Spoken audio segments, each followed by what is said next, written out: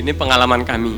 Kami sudah dari tahun 2018, ya Mbak Astrid ya, Pak Herman langsung. Nah, pertama kali kami itu datang, nah ini ada apa? Maksudnya apa? Sampai didatengin, terus kemudian kita benar-benar di training, bagaimana cara kemudian kita pas makanan datang, apakah makanan ini masih layakkah? Lalu kemudian tolong Mas benar-benar dipastikan, jangan sampai kemudian makanan ini sudah tidak layak. Kalau nggak salah ada acara momen seminar atau acara pesta gitu di salah satu hotel yang katanya di schedule, ya kan. Nah, makanannya sudah jadi, didatangkanlah ke situ semuanya. Kita mendapatkan luar biasa, kurang lebih 1,5 kintal makanan sudah siap saji semuanya. Itu kita pernah merasakan juga. Jadi dari tadi luar biasa banget perkembangan ataupun perjalanannya sini food cycle ini. Kami sangat bersyukur. Pertama, kami sangat berterima kasih dengan adanya food cycle ini.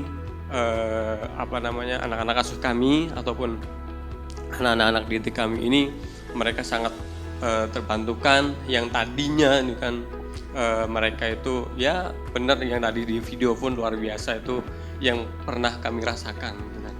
Nah, itu membuat kami merasakan hadirnya food cycle ini luar biasa, ya kan. Terima kasih. Dan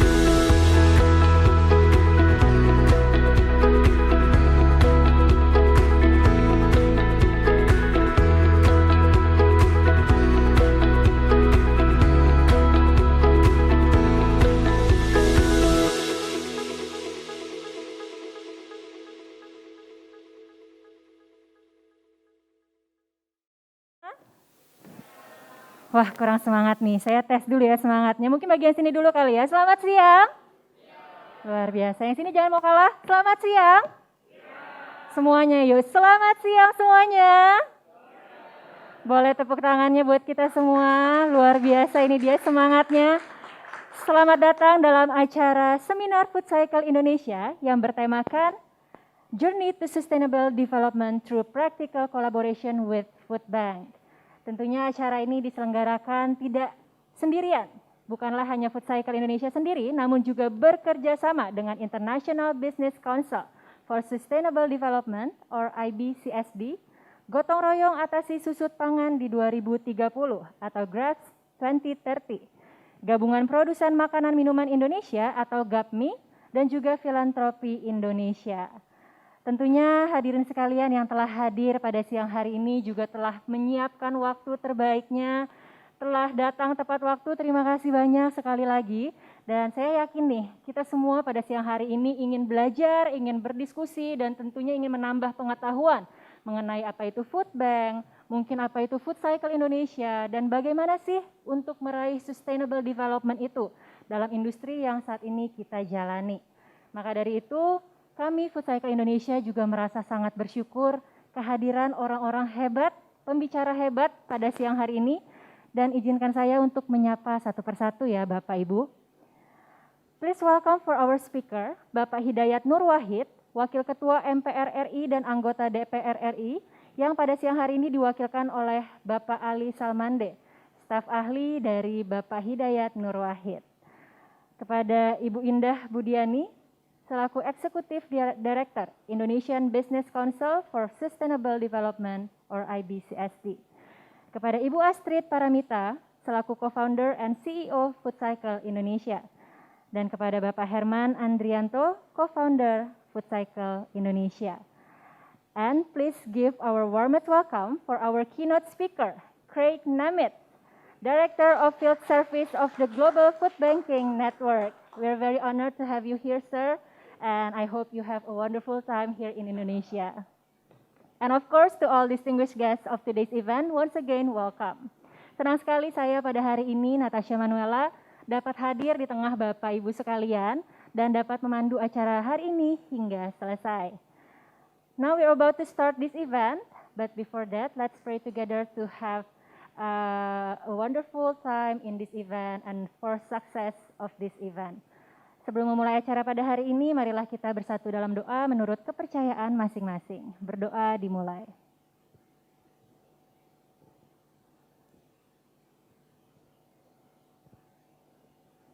Berdoa selesai.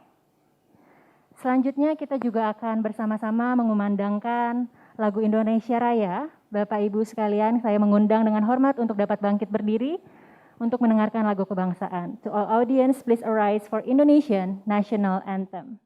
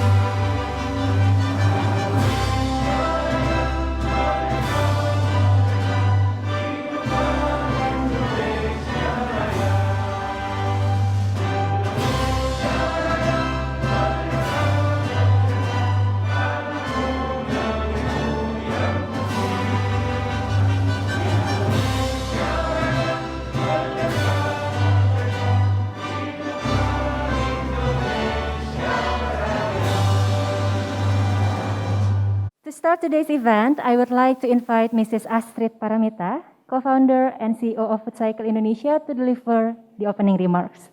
Mrs. Astrid, the stage is yours.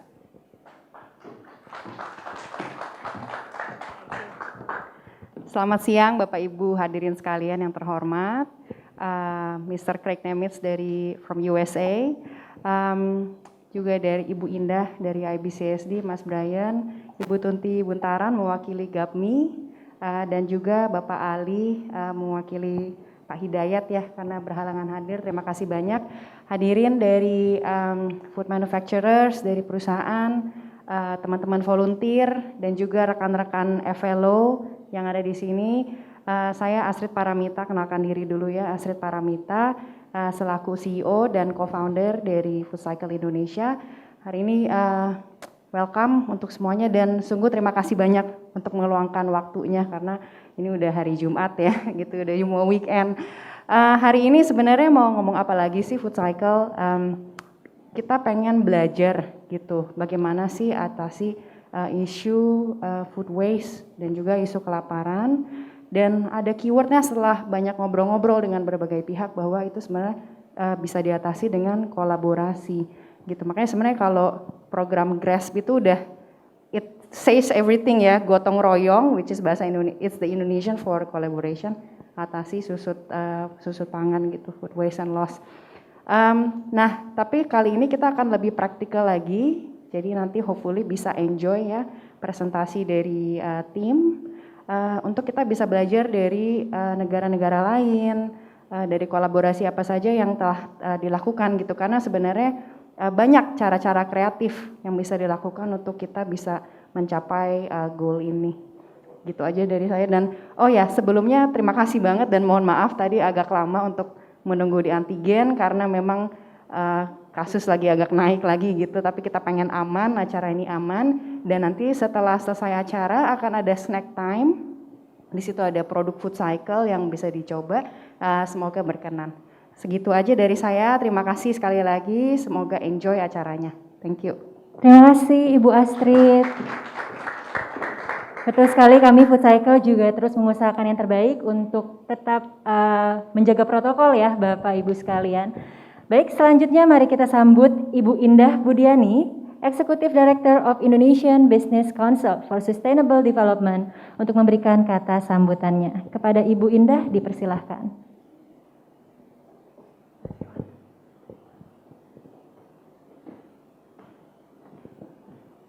Oke, selamat sore Bapak dan Ibu semua. Assalamualaikum warahmatullahi wabarakatuh. Yang terhormat Ibu Astrid Paramita, co-founder dari Food Cycle Indonesia. Tadi juga ada Pak Herman, kemudian Bapak Hidayat Nur Wahid, Wakil Ketua MPR RI, dan yang mewakilkan Bapak Ali Salmande, staf ahli, dan Bapak Hidayat Nur Wahid. Our distinguished speaker, Craig Nemitz, Field Services Director of Global Food Banking Network, serta Bapak dan Ibu peserta seminar hari ini. Tadi Bu Astrid sangat singkat, saya mungkin ada 2 lembar. Selamat siang, selamat sore, selamat bergabung dalam acara seminar yang diselenggarakan oleh Food Cycle Indonesia bersama IBCSD, Indonesia Business Council for Sustainable Development. Terima kasih kami ucapkan kepada Food Cycle Indonesia yang telah mengajak IBCSD menjadi partner co-creation acara hari ini. Bersama-sama kita dapat meningkatkan upaya mendorong sustainable development di Indonesia. Khususnya seperti tema seminar hari ini, yaitu melalui kolaborasi dengan food bank yang dapat menjadi solusi terhadap food loss and waste. Latar belakang IBCSD dulu mungkin supaya Bapak dan Ibu paham perspektif yang akan kami sampaikan.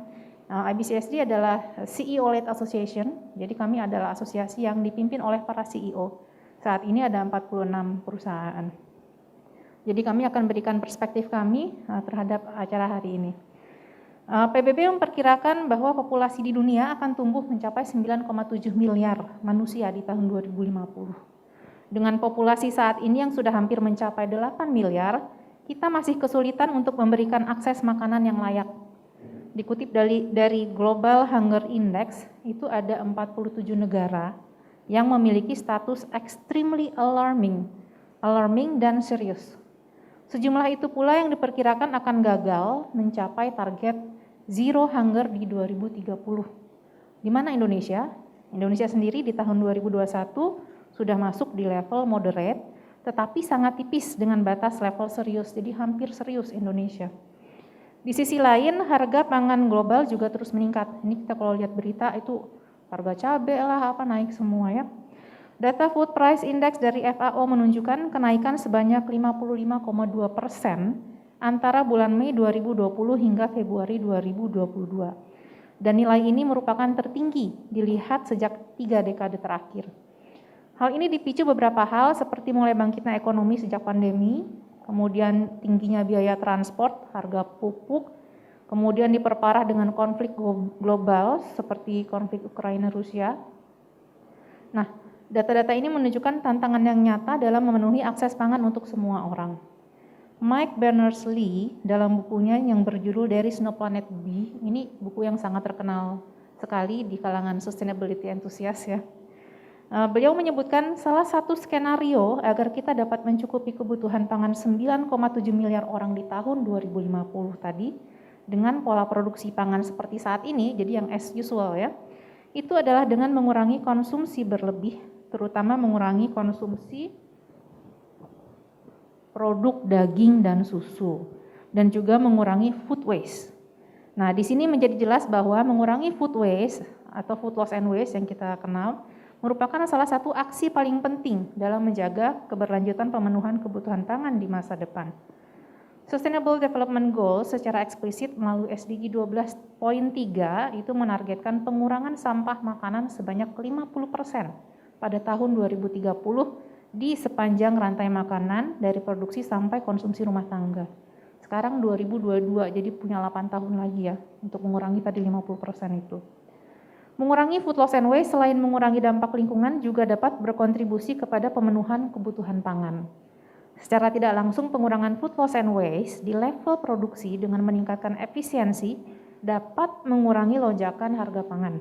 Secara langsung mengurangi food loss and waste itu dapat dilakukan dengan mendonasikan makanan yang berlebih untuk dikonsumsi yang membutuhkan agar tidak menjadi mubazir. Jadi Bapak dan Ibu yang kami hormati, disinilah kontribusi dari organisasi bank pangan atau yang kita biasa sebut food bank. Food bank memiliki peran penting dalam menjembatani produsen makanan hingga ke publik yang memiliki makanan berlebih untuk dapat didistribusikan kepada yang membutuhkan. Kerjasama antara produsen atau bisnis dengan food bank dapat membantu bisnis mengatasi permasalahan food loss and food waste, sekaligus juga meningkatkan dampak positif secara sosial kemasyarakatannya. Jadi selain nilai ekonomi, ada nilai sosialnya juga. Di samping itu, food bank dapat membantu bisnis melakukan tracing dan penyediaan data dari food waste yang diselamatkan dalam rantai nilai perusahaan. Nah, sekarang masuk di IBCSD. Sebagai asosiasi bisnis yang mendorong pembangunan berkelanjutan, menjembatani kolaborasi antara bisnis dengan food bank melalui GRASP 2030, tadi Ibu Astrid sudah menyebutkan GRASP 2030, tulisannya GRASP 2030, itu singkatan dari gotong royong atasi susut dan limbah pangan 2030. Nah, ini adalah inisiatif yang memfasilitasi keterlibatan sektor bisnis di seluruh rantai sistem pangan untuk berkolaborasi dengan pemangku kepentingan lainnya dalam memberikan solusi untuk mengurangi food loss and waste di Indonesia. Nah, dalam menjaga tata kelola dari aksi kolaboratif ini, GRASP 2030 telah membentuk steering group dari perwakilan anggotanya atau signatory yang berperan dalam memberikan arahan program serta insight terkini terkait isu di bidang pangan. Jadi di dalam GRASP itu dalam tata kelolanya ada yang namanya steering committee Bapak dan Ibu. Nah, kami sangat berterima kasih atas kesediaan Bapak Cogito Ergo Sumadirasan yang mewakili Food Cycle Indonesia untuk menjadi chairman dari GRASP 2030 steering group tersebut. Kami harap, silakan tepuk tangan. Kami harap bersama-sama kita dapat terus membangun sinergi dan dinamika inisiatif GRASP 2030 ke arah yang positif. Bapak dan Ibu yang kami hormati, kami harap seminar kali ini dapat membantu kita memahami pentingnya kolaborasi dalam mewujudkan sistem pangan yang berkelanjutan, khususnya melalui aksi mengurangi food loss and waste, baik secara individu maupun bergotong royong dengan food bank dan organisasi lainnya. Kami juga turut mengundang Bapak dan Ibu bagi yang tertarik dengan program GRASP 2030 untuk bergabung bersama kami menunjukkan aksi nyata mengatasi food loss and waste di Indonesia. Demikian kiranya yang dapat saya sampaikan. Sekali lagi saya ucapkan terima kasih atas partisipasi Bapak dan Ibu sekalian. Semoga acara kita hari ini dapat memberikan manfaat bagi kita semua. Assalamualaikum warahmatullahi wabarakatuh. Terima kasih banyak Ibu Indah, tentunya kata sambutannya sangat luar biasa dan membuat kita semakin menggebu-gebu gitu ya. Kira-kira apa nih kolaborasi yang dapat kita lakukan untuk mengatasi hunger dan juga food waste di Indonesia. Baik Bapak Ibu, selanjutnya kita juga akan menyaksikan video speech dari Bapak Hidayat Nur Wahid selaku Wakil Ketua MPR dan DPR RI yang hari ini berhalangan untuk hadir. Bapak dan Ibu bisa mengarahkan pandangan ke layar yang ada di depan. Yang saya hormati Bapak Herman dan Ibu Astrid selaku pendiri Food Cycle Indonesia, tuan rumah dari seminar yang sangat mulia ini, serta seluruh rekan-rekan dari Food Cycle Indonesia. Yang saya hormati Bapak Brian dari Indonesia Business Council for Sustainable Development. Yang saya hormati Mr. Craig Nemitz selaku Asia Pacific Food Service Director, The Global Food Bank Network, yang juga akan menjadi main speaker dalam seminar ini. Para peserta seminar yang semuanya saya hormati, Assalamualaikum warahmatullahi wabarakatuh. Selamat siang dan salam sejahtera, salam sehat untuk kita semuanya. Pertama tentu saya harus sampaikan terima kasih atas undangan untuk bisa membersamai Bapak Ibu sekalian dalam seminar yang sangat dipentingkan ini. Tapi saya mohon maaf baru bisa menyertainya melalui Zoom. Mudah-mudahan pada kegiatan berikutnya bisa menghadiri secara offline juga. Hadirin yang dirahmati Allah SWT, para peserta seminar yang saya muliakan, tentu saja dalam konteks kita berada di Indonesia, tentulah kita merujuk kepada konstitusi kita.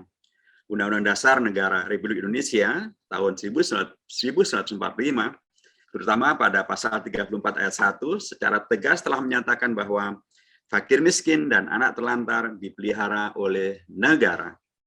Di dalam pasal ini ditegaskan bahwa fakir miskin dipelihara oleh negara, bukan hanya oleh penyelenggara pemerintahan. Jadi peran elemen negara lainnya, termasuk kelompok masyarakat, civil society, juga sangat dipentingkan di dalam melaksanakan peran ini, yaitu peran untuk peduli terhadap fakir miskin dan anak-anak yang terlantar.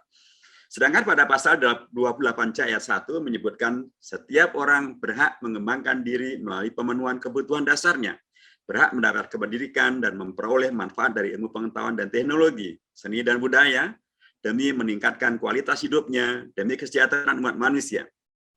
Maka dari pasal 28C ayat 1 Undang-Undang Dasar Negara Republik Indonesia tahun 45 ini, dapat difahami bahwa pemenuhan kebutuhan dasar seperti akses terhadap makanan dan upaya meningkatkan kualitas hidup demi kesejahteraan manusia merupakan suatu hak asasi yang dijamin oleh Undang-Undang Dasar Negara Republik Indonesia tahun 1945. Dua ketentuan tersebut bisa dijadikan sebagai landasan konstitusional di dalam kegiatan bank makanan di Indonesia. Oleh karenanya, sebagai lembaga atau organisasi yang berupaya mengatasi kemubadiran pangan dan membantu masyarakat yang membutuhkan, bank makanan atau food bank tentu perlu didukung keberadaannya dan didukung legalitasnya serta suksesnya. Apalagi kegiatan bank makanan ini juga sekaligus men-tackle dua tujuan penting di dalam Sustainable Development Goals, yakni mengatasi food loss and waste dan zero hunger. Namun sayangnya, perlindungan dan dukungan terhadap aktivitas bank makanan yang mulia ini di negeri kita yang tercinta ini Indonesia belum terakomodasi dalam satu undang-undang yang bisa melindunginya. Oleh karena itu, dan merujuk pada pasal di dalam konstitusi yang saya sebutkan tadi, dan melihat pada kondisi realitas masyarakat Indonesia saat ini yang memerlukan semakin banyaknya kegiatan bank makanan, saya mengusulkan rancangan undang-undang tentang bank makanan untuk kesejahteraan sosial. Usulan ini sudah saya sampaikan selaku anggota Komisi 8 DPR RI yang salah satunya membidangi persoalan sosial. Setidaknya ada beberapa poin penting yang diangkat dalam rancangan undang-undang yang saya ajukan itu. Yang pertama tentu adalah untuk memberikan payung hukum bagi legalitas kegiatan bank makanan dan eksistensi daripada bank makanan ataupun apapun nama yang sejenis dengan itu. Karena itu tentu satu yang sangat dipentingkan di dalam negara hukum seperti Indonesia, supaya legalitas ini tidak menjadi sesuatu yang terus menjadi lubang untuk kemudian menjadi pintu permasalahan dan dipermasalahkannya kegiatan bank makanan Indonesia dan atau kegiatan yang sejenis. Yang kedua adalah upaya untuk mendorong kepada restoran, kafe, hotel, toko retail, dan lain sebagainya untuk tidak membuang makanan yang mereka miliki secara cuma-cuma. Makanan yang dimaksud adalah makanan berlebih yang masih sangat layak untuk dikonsumsi. Salah satu cara yang dihadirkan adalah memberikan insentif atau reward kepada mereka apabila mendonasikan makanan berlebih tetapi masih layak tersebut, melalui bank makanan yang kemudian akan didistribusikan kepada rakyat yang membutuhkannya. Pendekatan pemberian insentif dan reward ini lebih soft dan lebih manusiawi dibanding pendekatan di Perancis yang memberikan sanksi administratif berupa denda bagi restoran, kafe, atau hotel yang secara cuma-cuma membuang makanan berlebih mereka padahal masih sangat layak untuk dikonsumsi. Yang ketiga adalah juga untuk menjadi dukungan berupa imunitas terbatas bagi para donor makanan dan relawan bank makanan, sehingga dengan imunitas tersebut para donatur maupun juga para relawan termasuk lembaga bank makanan tersendiri bisa mempunyai sebagian daripada imunitas dari kemungkinan gugatan perdata atau kriminalisasi pidana yang bisa diajukan apabila ada akses atau atas makanan yang didistribusikan ini dapat diberikan selama mereka telah sesuai standar operating procedure yang ada, yang disepakati di dalam peraturan perundang-undangan. Yang keempat adalah untuk hadirnya dukungan dari pemerintah, baik tingkat pusat maupun di tingkat daerah, terhadap organisasi bank makanan dan kegiatannya yang semakin banyak bermunculan di Indonesia, seperti dengan penyediaan gudang makanan, transportasi distribusi makanan, dan lain sebagainya.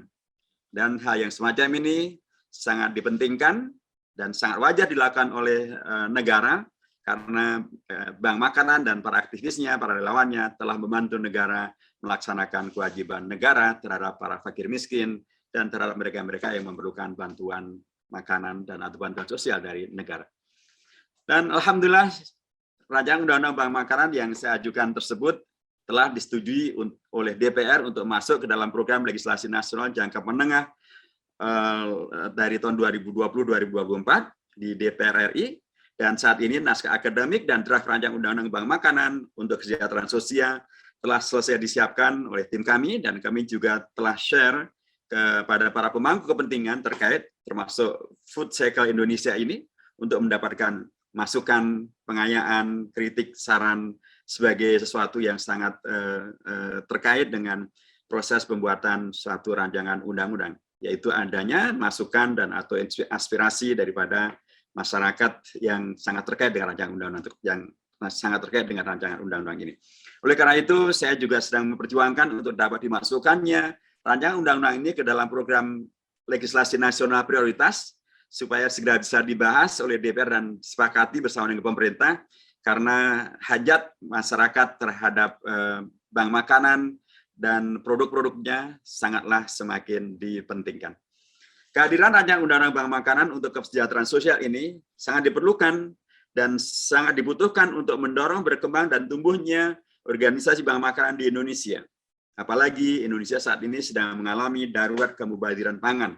Misalnya berdasarkan pemberitaan media nasional Kompas beberapa waktu yang lalu terkait kondisi food loss dan food waste di Indonesia sangatlah menyesakkan dada dan membuat kita sangat prihatin. Betapa tidak, ada banyak sekali makanan di Indonesia yang terbuang secara cuma-cuma. Sedangkan di sisi lain, masih banyak kelompok rentan yang membutuhkan akses kepada kebutuhan pokok seperti makanan. Berdasarkan liputan Kompas tersebut, setidaknya terkuak bahwa setiap orang Indonesia rata-rata membuang makanan setara dengan senilai Rp 2,1 juta rupiah per tahunnya. Dan bahkan apabila ditotal, nilai sampah makanan di Indonesia bisa mencapai nilai 330 triliun rupiah per tahun. Suatu angka yang sangat besar dan bahkan berlipat-lipat daripada APBN untuk Kementerian Sosial. Ini tentu angka yang sangat besar dan sangat mengerikan, sehingga perlu segera untuk diatasi secara bersama-sama. Hadirin yang dirahmati Allah SWT, peserta seminar yang semuanya saya hormati, fenomena ini sejatinya bukan hal yang baru dan bukan terjadi hanya di Indonesia saja. Berdasarkan data dari Food and Agriculture Organization of the United Nations atau Badan Pangan Dunia pada tahun 2016, setidaknya ada 1,3 miliar ton makanan yang hilang food loss dan makanan yang terbuang food waste secara sia-sia di seluruh dunia. Dari jumlah itu, Indonesia pernah berada di urutan terbesar kedua sebagai negara penyumbang makanan terbuang pada tahun 2016 dengan total 13 juta ton makanan setiap tahunnya. Angka tersebut senilai dengan kebutuhan untuk memberikan makanan kepada hampir 11% populasi Indonesia atau sekitar 28 juta penduduk Indonesia setiap tahunnya. Angka yang sangat fantastis tentu saja. Terbuangnya banyak makanan ini juga dapat menimbulkan persoalan lain, yakni terkait dengan pemanasan global, karena sampah organik yang berasal dari makanan yang terbuang merupakan salah satu kontributor pemanasan global. Dan apalagi juga sekarang dalam konteks kita di Indonesia yang terdampak akibat dari COVID-19, semakin banyak yang terkena PHK, semakin banyak juga yang menjadi miskin, tentulah mereka juga semakin memerlukan adanya bantuan, salah satu di antaranya adalah bantuan makanan. Dan dunia yang sekarang ini sedang khawatir terjadinya krisis ekonomi global, tentulah semakin memerlukan adanya upaya-upaya dan terobosan maksimal untuk bisa menghadirkan penghematan dan maksimalisasi makanan untuk bisa dikonsumsi oleh warga yang memerlukan selama makanan itu masih layak untuk dikonsumsi. Oleh karena itu, saya berkeyakinan bahwa segala upaya dan kegiatan aktivitas bank makanan di Indonesia dan di tempat yang lainnya perlu kita dukung secara bersama-sama, termasuk dengan menghadirkan undang-undang yang bisa menjadi payung untuk kehadiran dan eksistensi daripada bank makanan ini, juga termasuk dengan penyelenggaraan seminar yang diselenggarakan oleh Food Cycle Indonesia hari ini. Karena dengan demikian kita bisa terus belajar dan terus bisa mengembangkan jaringan dan kerjasama bagaimana pengelolaan bank makanan dari satu organisasi atau satu lembaga ke lembaga yang lain, dari negara ke negara yang lain, dari dengan aktivitas yang lain, supaya kita terus bisa berbagi inspirasi, berbagi kepedulian, berbagi keahlian, dan berbagi pengalaman untuk mensukseskan kegiatan bank makanan untuk kesejahteraan sosial maupun bank makanan yang ada di Indonesia maupun di tempat yang lainnya. Dari para narasumber yang hari ini akan memberikan prasarannya, kita berharap banyak agar kita bisa semakin mensukseskan kegiatan bank makanan yang ada di Indonesia. Terima kasih atas seluruh perhatiannya dan semoga sukses acara seminar yang sangat penting ini dan selamat melaksanakan seminar. Assalamualaikum warahmatullahi wabarakatuh. Pak Ali, mohon sampaikan salam terima kasih untuk Pak Hidayat. Tentunya itu juga menjadi mimpi kita ya, para food bank di Indonesia untuk dapat berkolaborasi bersama dengan lembaga negara atau juga pemerintah. Semoga kolaborasi juga terus dapat berlanjut. Okay, ladies and gentlemen, we're getting into the most anticipated moment. Let's start our main event. Please welcome with a round of applause to our keynote speaker, Mr. Craig Nemitz, Director of Field Services, the Global Food Banking Network.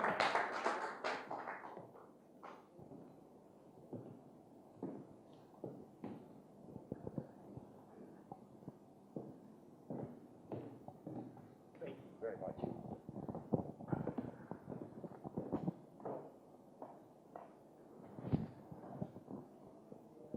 I can see that perfectly. Thank you for asking. Are you doing the beginning slides in order? Perfect, all right. Good afternoon, everyone. Thank you, I appreciate that, that was good. I was originally told that there would be translation available. Then I was told that there is no translation available.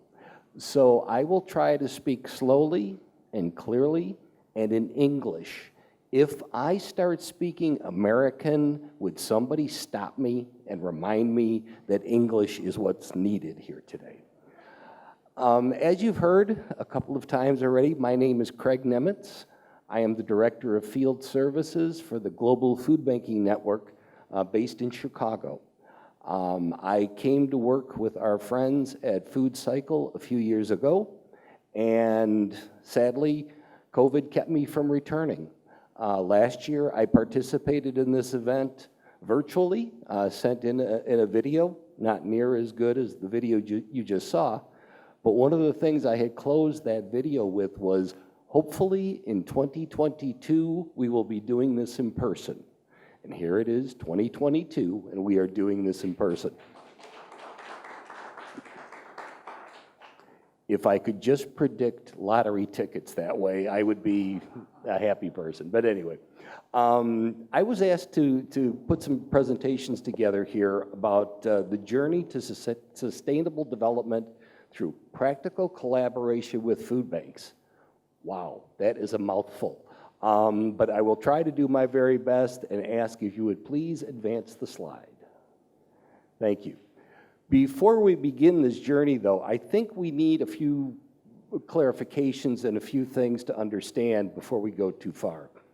The first thing I'd like to talk about is the hunger crisis itself. Explain what is a food bank, what is and what is not the Global Food Banking Network, and I will probably fall into the trap of referring to it as GFN, for Global Food Banking Network, and how is all of this connected? Next slide, please.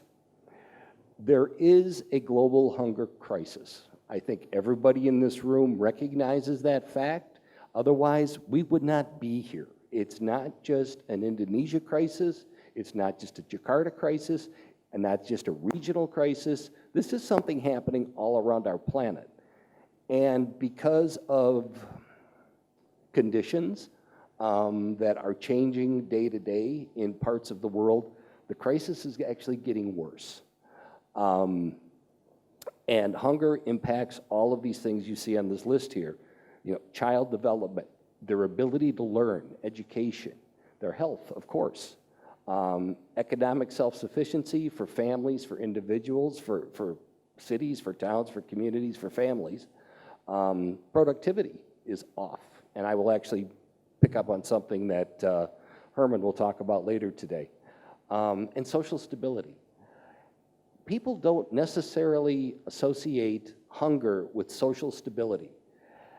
There's an old adage, if you want to break down society, you start with the family. If you want to break down the family, you start with food. Sadly, that's an old war adage that is used. But yeah, the hunger crisis affects the stability of a community and potentially of a nation. A healthy and productive society, though,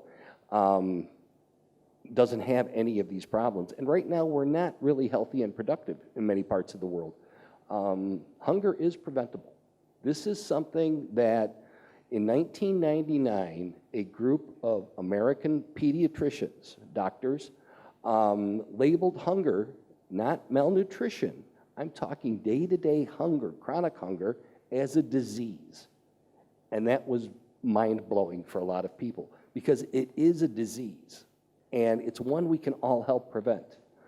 Hunger binds all other economic development goals. All the goals that you've heard talked about with the 2030 goals, the 2020 goals, all of these are undermined. The fingerprint of hunger is in there somewhere. Next slide, please. So very quickly, let me explain a little bit on how food banking works. At the center of this, you're going to see the word community food bank. You see the picture of the building and the truck in the very center. For today's purposes, that's Food Cycle. And Food Cycle is reaching out to all of these potential supporters of food, funds, and friends, three things that every food bank on the planet needs. You need food, you need funds, and friends are actually the volunteers that do a lot of the work. As this model shows, they are at the center of this. They are reaching out to the farmers, the agriculture communities, the retailers, the manufacturers, the wholesalers to get and collect as much of the surplus, excess, wholesome, edible, safe product that they can get and then redistribute it to the community action agencies. I believe here you refer to them as the frontline organizations or flows. Other food banks just refer to them as their agencies. But that's the normal pattern on it's collected by the food bank, it's inspected by the food bank, it's approved by the food bank, and then it's distributed through these organizations that have been vetted and are quality organizations. Some food banks, not all, will do direct service to people in need. That's not really the norm, but actually going to the agencies is much more common. Next slide, please. You're going to hear me repeat something in the next few minutes, and I do it intentionally. As we talk about food banks and food waste, approximately 1/3 of all food produced for human consumption is never eaten. Think about that for 1 second, please. 1/3 of what is produced on this planet for human consumption is never eaten. That's staggering. I've been in food banking 27 years, and guess what? That statistic has not changed much, and we need to change that statistic. We really, really do. It's scary when you put that in a global context.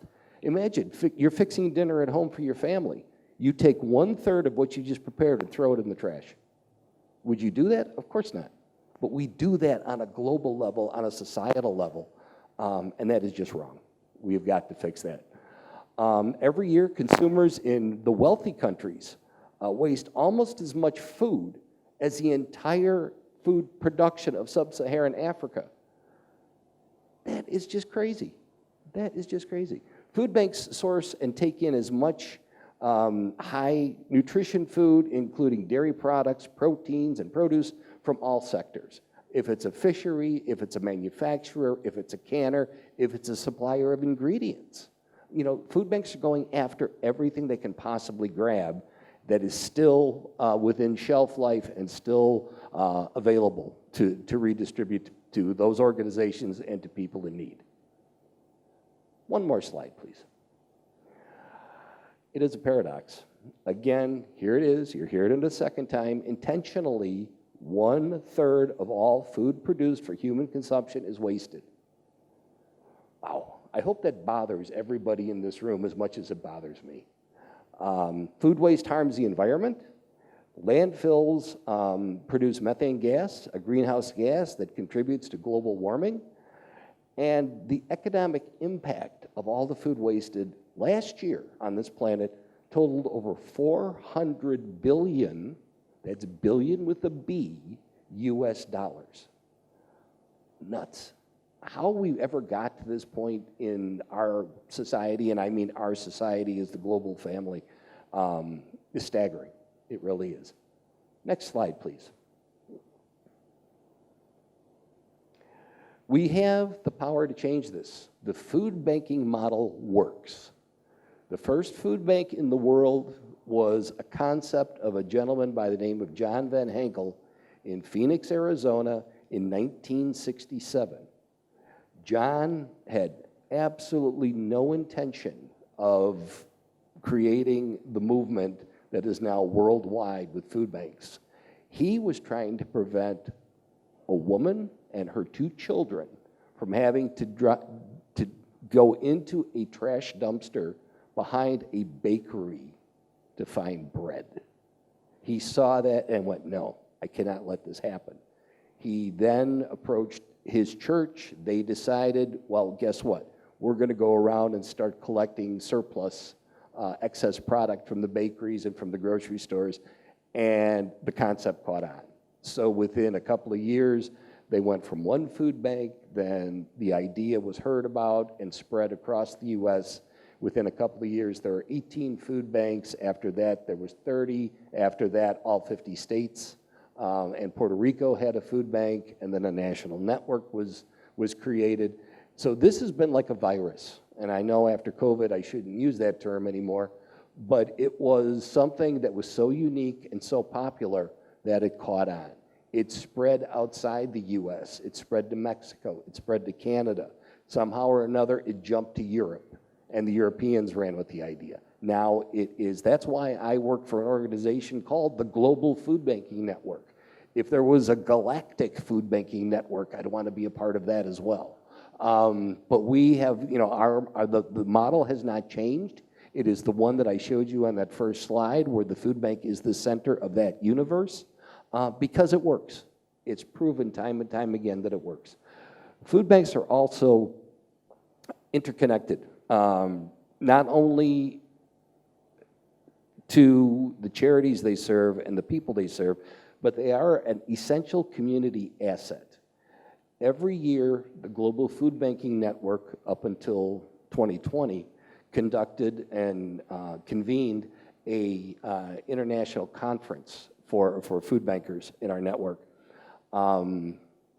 Many years it was held in San Antonio, Texas, in the States, just because of the generosity of some people that were supporting it, and a number of other factors. But one year, the mayor of San Antonio, Texas, had a very powerful statement for the attendees. He viewed food bank as the third most essential service that his city provided. Police, emergency services, and then food bank were on his list. And that was powerful.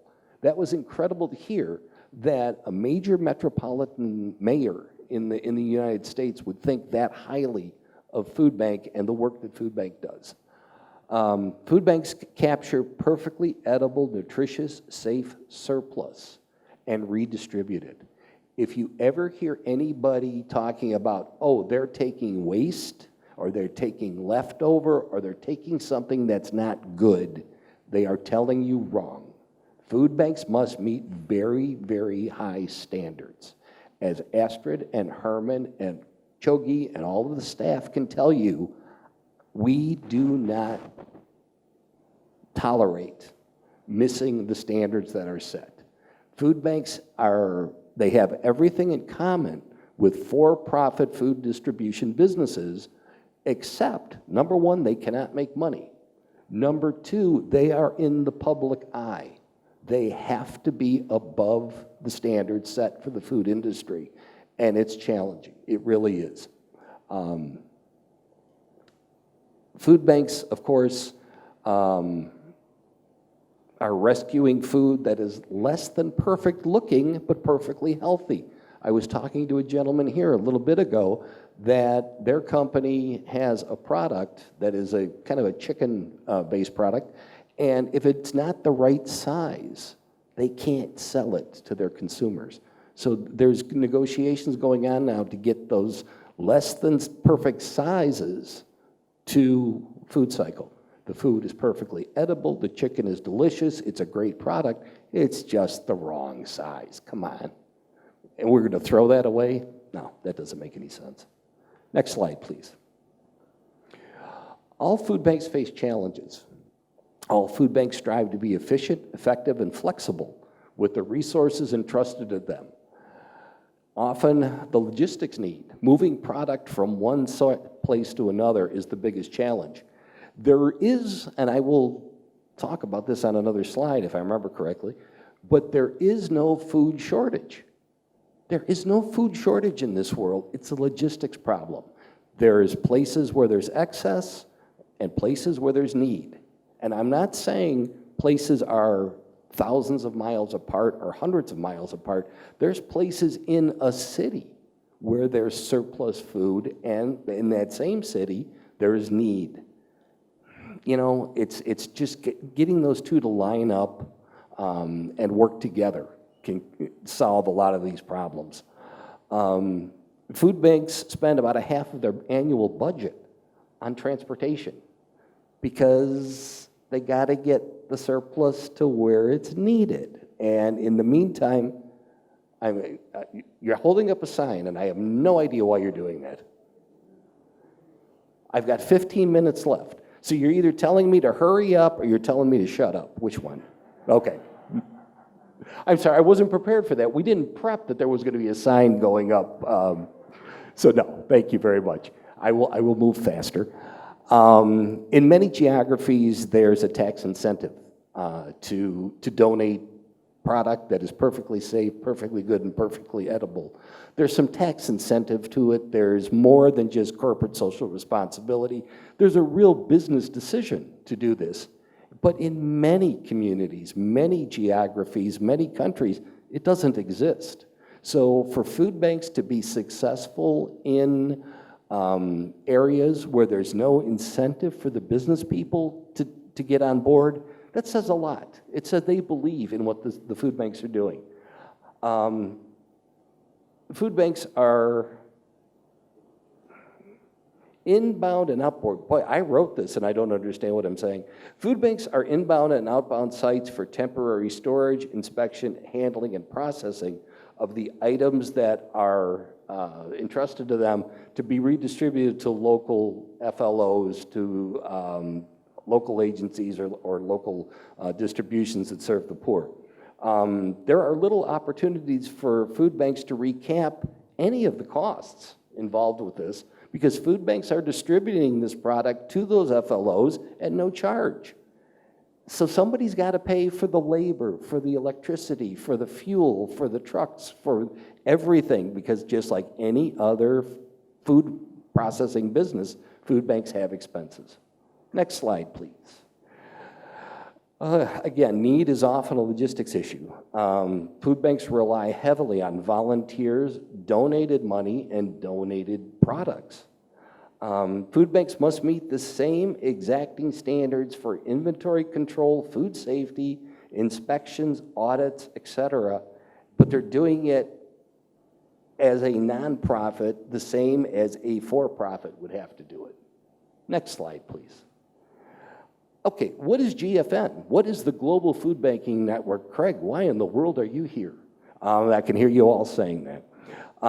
We are a nonprofit organization created to help eliminate hunger and reduce food waste by creating and supporting food banks around the world.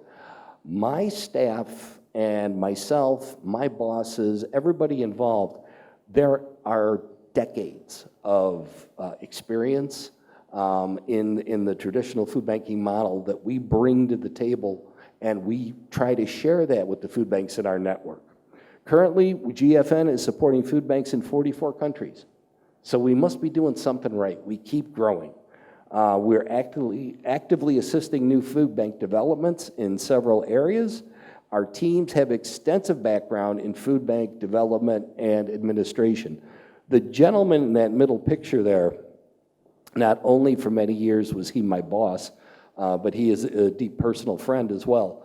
His name is Chris Rebstock. He actually started food bank delivery in Pittsburgh, Pennsylvania, in the US, out of his garage of his home. That's how passionate he was about it. From there, he moved on to working at the food bank and running the food bank in Pittsburgh, working for Feeding America, and now he is a co-founder of the Global Food Banking Network. So this really does get into your blood and becomes part of your DNA. Next slide, please. We are a network of more than 650 local food banks, again, like I said, in 44 countries. We distribute food for hungry people through more than 59,000 social service organizations, or frontline organizations, if you will. We've been in existence now about 15 years, just a little bit over 15 years. We try to promote effective alignment among the public, private, and voluntary sectors to address hunger. We're kind of like the coaches, where we get together and, all right, let's have a conversation. What do you bring to the table? What do you bring to the table? And we set the best practices for the food banks. We set the standards that they need to meet in order for membership, to retain membership in the Global Food Banking Network. Next slide, please, because I know he's going to put up a sign that says 5 minutes anytime now. Let me tell you what GFN is not. We do not control any of the member food banks. I do not tell Astrid what to do. If you know Astrid, nobody's telling her what to do, okay? We do not charge a fee to for any of our services. This is voluntary. We want food banks, the good food banks, to be part of our network. And no, we do not charge for that. They may take me out for a drink later, but that's about it. We are Chicago-based, but we do not operate within the US. We're just, our offices are there because the people are there. We are not in competition with any food bank for food or funds or anything else. That is not right. We raise most of our money in the US, Canada, and parts of Europe. But no, we do not come into a country, we do not come into a city and try to take resources out of the area. Next slide, please. Food banks do have an impact. If you look at the center of this, food banks that are a member of the Global Food Banking Network, and that goes out from there, we are created this international network that has implications for a specific country, and then it has even further implications for the local communities and the local organizations. So we're trying to attack the problem three ways: locally, internationally, locally, countrywide, and then internationally. Please. There are opportunities with food banks beyond food donations. We will talk a little later when Herman does his pitch here about corporates that have become involved with food banks that have nothing to do with the food industry at all, and they're doing it for the right reasons. Anyone, any corporate, any individual can make a financial contribution. You can offer in-kind services. If you are a professional, if you're an attorney, if you're an accountant, if you're somebody that, professional in marketing, a professional in sales, you can donate those professional services in-kind support. If you need to do some sort of engagement opportunities for corporate employees, bring them to the food bank, set up a volunteer day. They will find a way to put your folks to work. And again, with the skills volunteers, which is very much the same as in-kind support, there are various duties and various positions at every food bank, at any food bank, where those additional skills would be very, very greatly appreciated. One more. Nope, I lied. That was the last one. So put down the side that says, "Shut up, Craig. Your time is up." And at the end of the day here, when Herman is finished, I know we're going to have time for questions and answers. But thank you for having me here. Thank you for listening. And thank you for being supportive of Food Cycle. They are a good organization. They're one of my organizations. And I am proud of the work they are doing, as you should be too. Thank you. Thank you very much, Mr. Craig, for sharing a great knowledge about food banks and also your inspiring presentation. Thank you. And next, we're going to move on to our next speaker. Dengan hormat saya mengundang Bapak Herman Andrianto untuk menyampaikan presentasinya. Bapak Herman, dipersilahkan. Pakai ini ya. Pakai itu aja nggak bisa.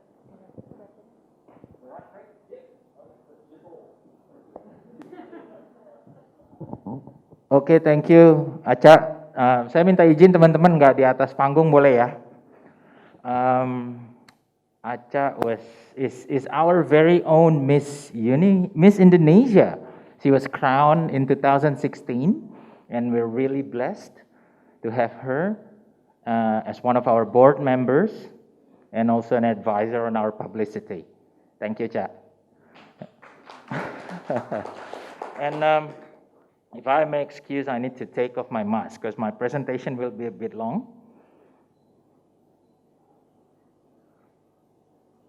Ya. Saya minta izin lepas masker ya, meski katanya kalau pakai masker 20% lebih ganteng. Jadi mohon maaf nih, ngelihatnya nggak lebih ganteng. So, well, thanks Craig for your sharing. I think you made it sound almost impossible for us to run a food bank, but we did it anyway. Thank you for being here and support us all the way from Chicago. Yeah, we really appreciate it. Assalamualaikum warahmatullahi wabarakatuh. Salam sejahtera Bapak Ibu sekalian, Bu Indah.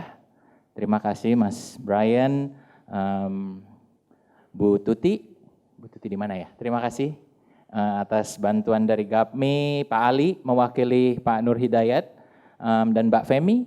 Ada hadir ya Mbak Femi? On the way, oke, masih on the way. Dan tentunya teman-teman donor kami, FLO, and my fellow Zero Food Waste and Zero Hunger Heroes. Thank you for being here. It's actually a wow. Yeah, today, my name is Herman Andrianto, and my wife, Astrid, and I, we started this journey back in 2017. And we're really humbled and we're really grateful and wow today to see where we are right now.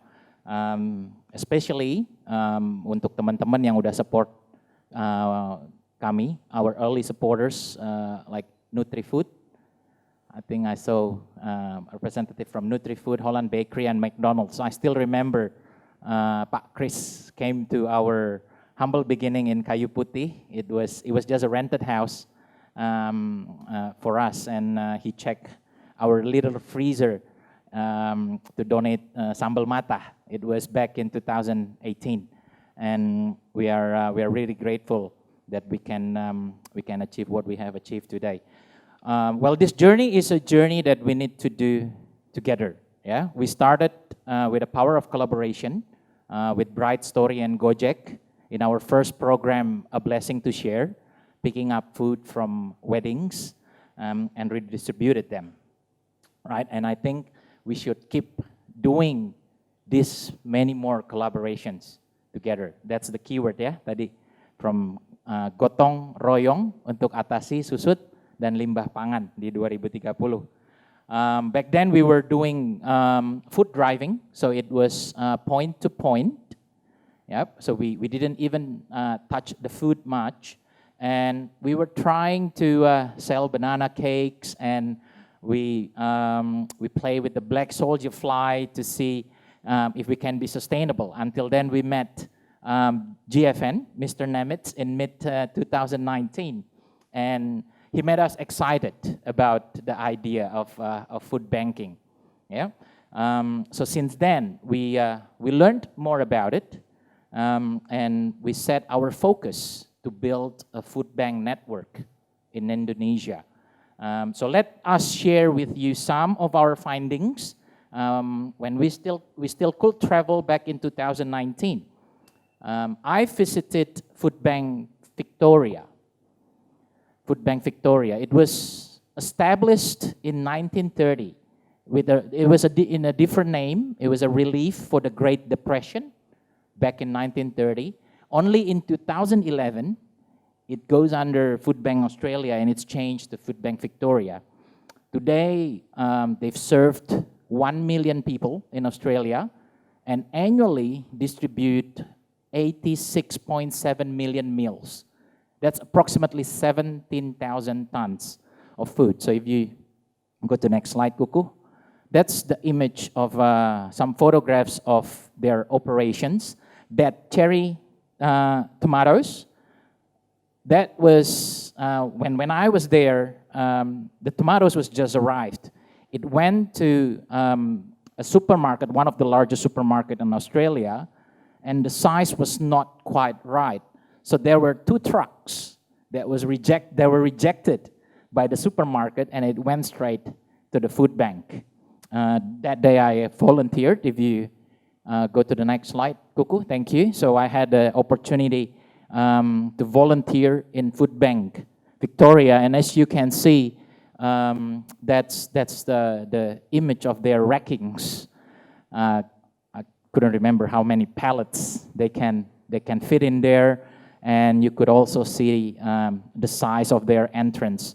So it's a really huge operations, and they're one of the largest food bank in Australia. In Australia alone, I think there are 7 food banks. It's their food banks are quite sizable, so they're state-based. Yep. Next, go. And then Natasha had the opportunity to visit YOLO Food Bank in Woodland, California, USA. So it was established in 1972. In the US, they have more than 2,000 food banks. Am I right, Craig? They have more than 2,000 food banks. So YOLO is one of the city-based food bank. That's why it served 10,000 people. So you can imagine, if one food bank, this is one of the very small food bank in the US. It served 10,000 people, and they have 2,000 of them, right? And annually, they distribute around 55 tons, so we can see this is their operations. There are stacks of food the second image there, and that's the size of their truck. And they also have a non-profit nutrition center, so they actually sell those products, yeah, at cost for the food bank to be sustainable. Next slide. And Astrid had an opportunity to visit Food Bank of Korea, which was established in 1998. They have served 310,000 people and distribute, well, unfortunately, they do it all in currency in Korea. Craig just explained this morning. And the worth that they've distributed is 230 billion, miliar, 230 miliar won. Yep, so if that was a group photo that was taken back in September 2019, October 2019, when GFN invited us into their Asia incubation program, and that's the operation of Food Bank of Korea. Another food bank that I want to share with you is Food Bank Singapore. Yep, we've never visited Food Bank Singapore, but I purposely put it up there because they're the closest country from Indonesia that has a very good operation of food bank. In 2012, they started, served 300,000 people to date, so only 5 years older than us, and distribute 875 tons annually. This is in 2021 alone. Yeah, so they distributed around that number annually. So that's their operation. It was started by a brother and a sister, Nicholas and Nicole. So they run their frozen food business. So the food bank in Singapore is actually a small part of the warehouse of Nicola's business. Yep. And this is us, Food Cycle Indonesia. We are a baby. We just started in 2017. We started food banking in 2019. Yep, we've served 60,000 people so far, and in average, we distribute about 200 tons of food per year. Yeah, we just moved to a new facility, and thanks to GFN support, we have our own truck now, and all the setup here. Of course, we're still cleaning up. Yeah, masih beberes in the new warehouse. We will send an invite for everyone to come and visit our new warehouse. Yeah, so that's what the reason why I put up that slides is to give everyone an idea of where we can go. Yep, as this is a journey that we need to go together. We can't do it alone. Food Cycle Indonesia cannot do it alone. And I think GRASP 2030 says the same. Kita harus gotong royong. Yeah.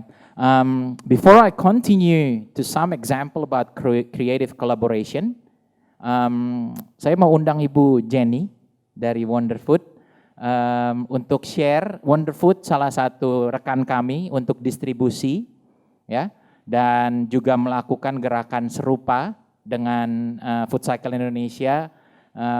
Kami berharap bisa lebih banyak teman-teman yang bisa menjadi bagian dari Food Bank Network kami. Silakan Bu Jenny.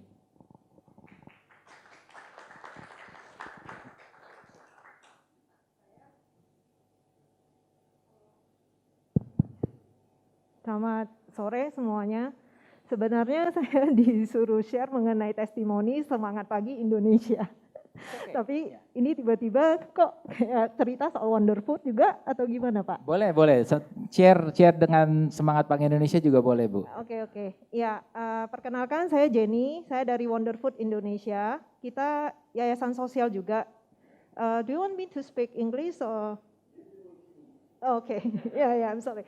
Ya, kita yayasan sosial yang juga menyelamatkan bahan makanan. Jadi, our mission is actually to reduce food waste and nourish the country.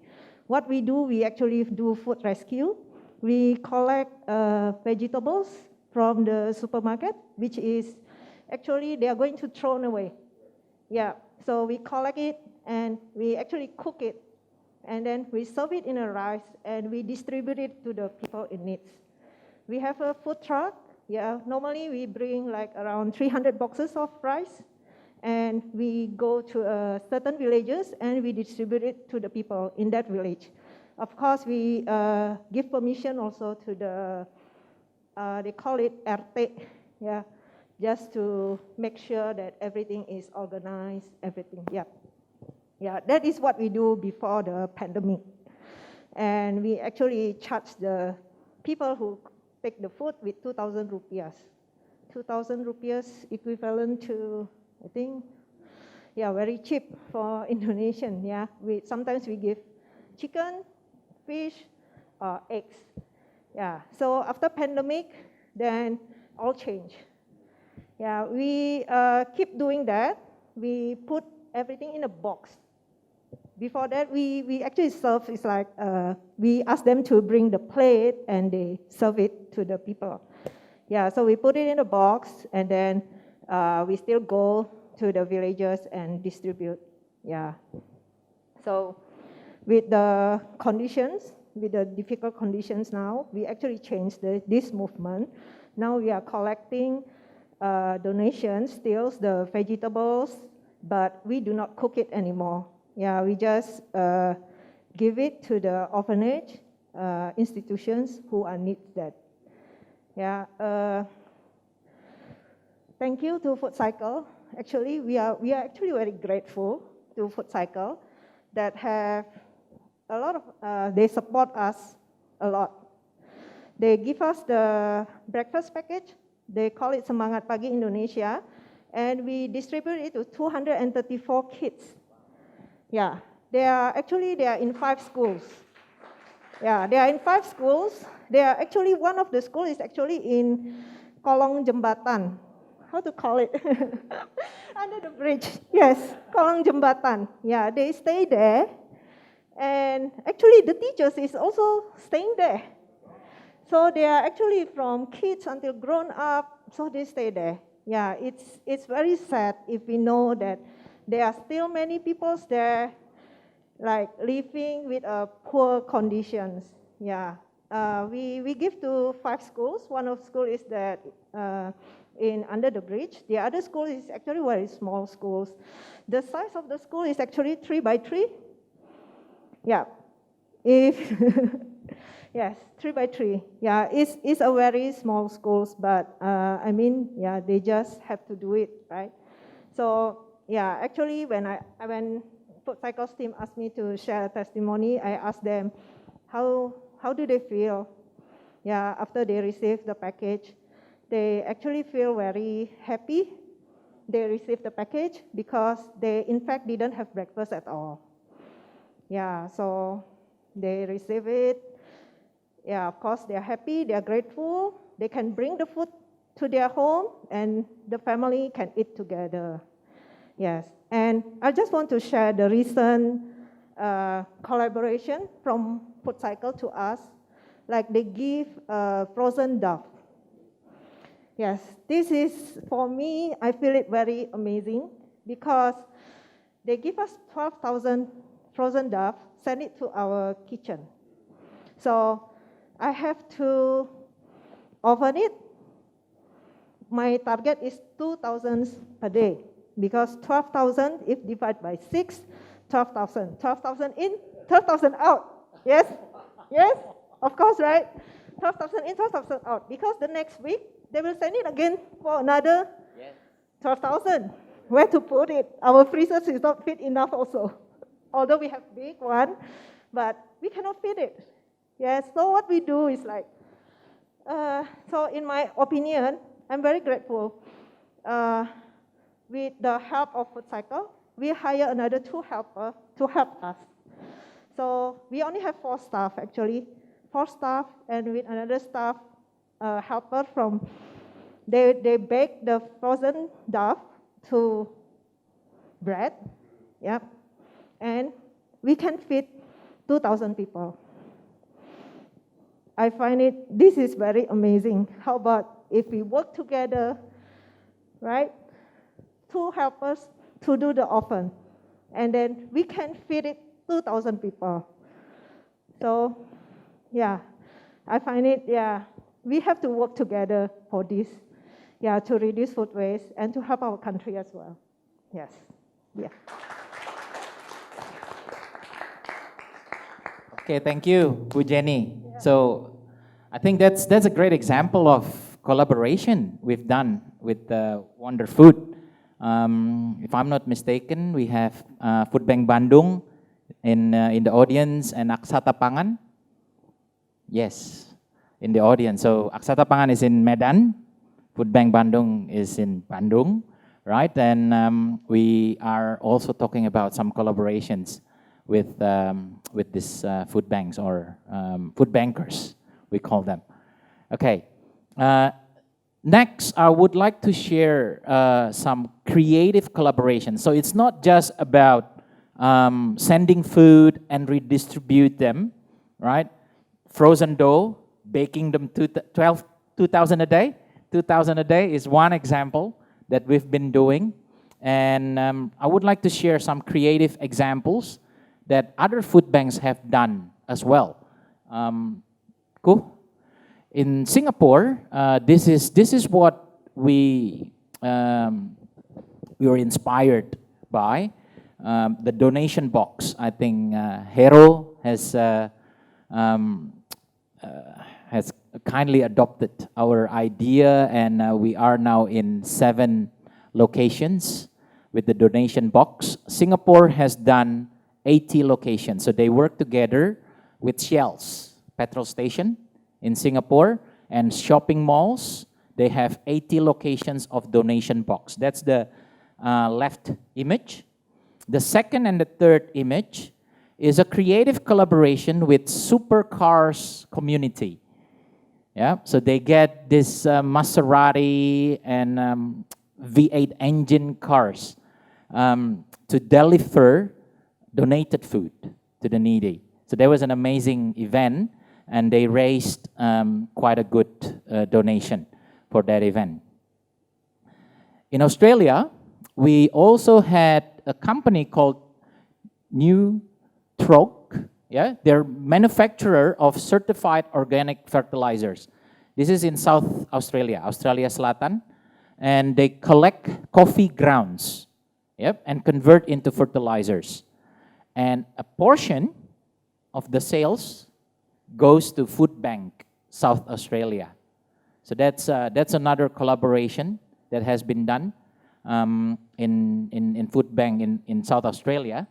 And the next one is a yogurt product. This is with the national team of Food Bank Australia. They come up a yogurt branded Too Good, and every 10 cents from every cup goes to Food Bank Australia.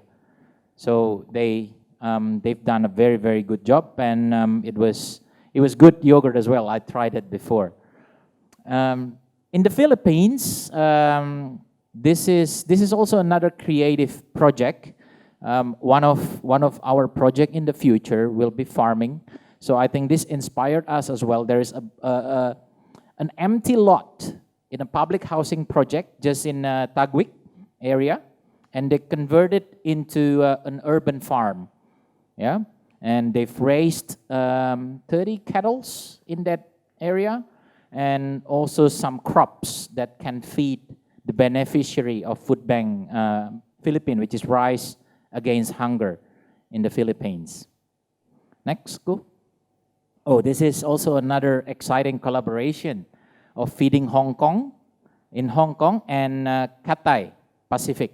Imagine how many Cathay flights come into Hong Kong, and they managed to secure all the surplus food. You know, the vegetarian food, the kosher food, the baby food, milk cartons, Coca-Cola that you never ordered on the flight. They have to be disposed on every single flight. Yeah, so because it's HACCP standard, they need to be disposed, and it's it's been donated to Feeding Hong Kong, and I think they've done an amazing work on this. Next. So this is what we've done. We have food cycle point inspired by the donation box in Singapore.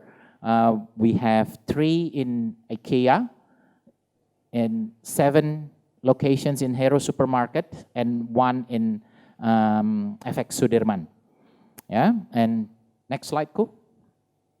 And also this is another exciting project. You can try this on the break. We will have some relish of spicy marinara. So it comes from tomato pulps. So it's a fast food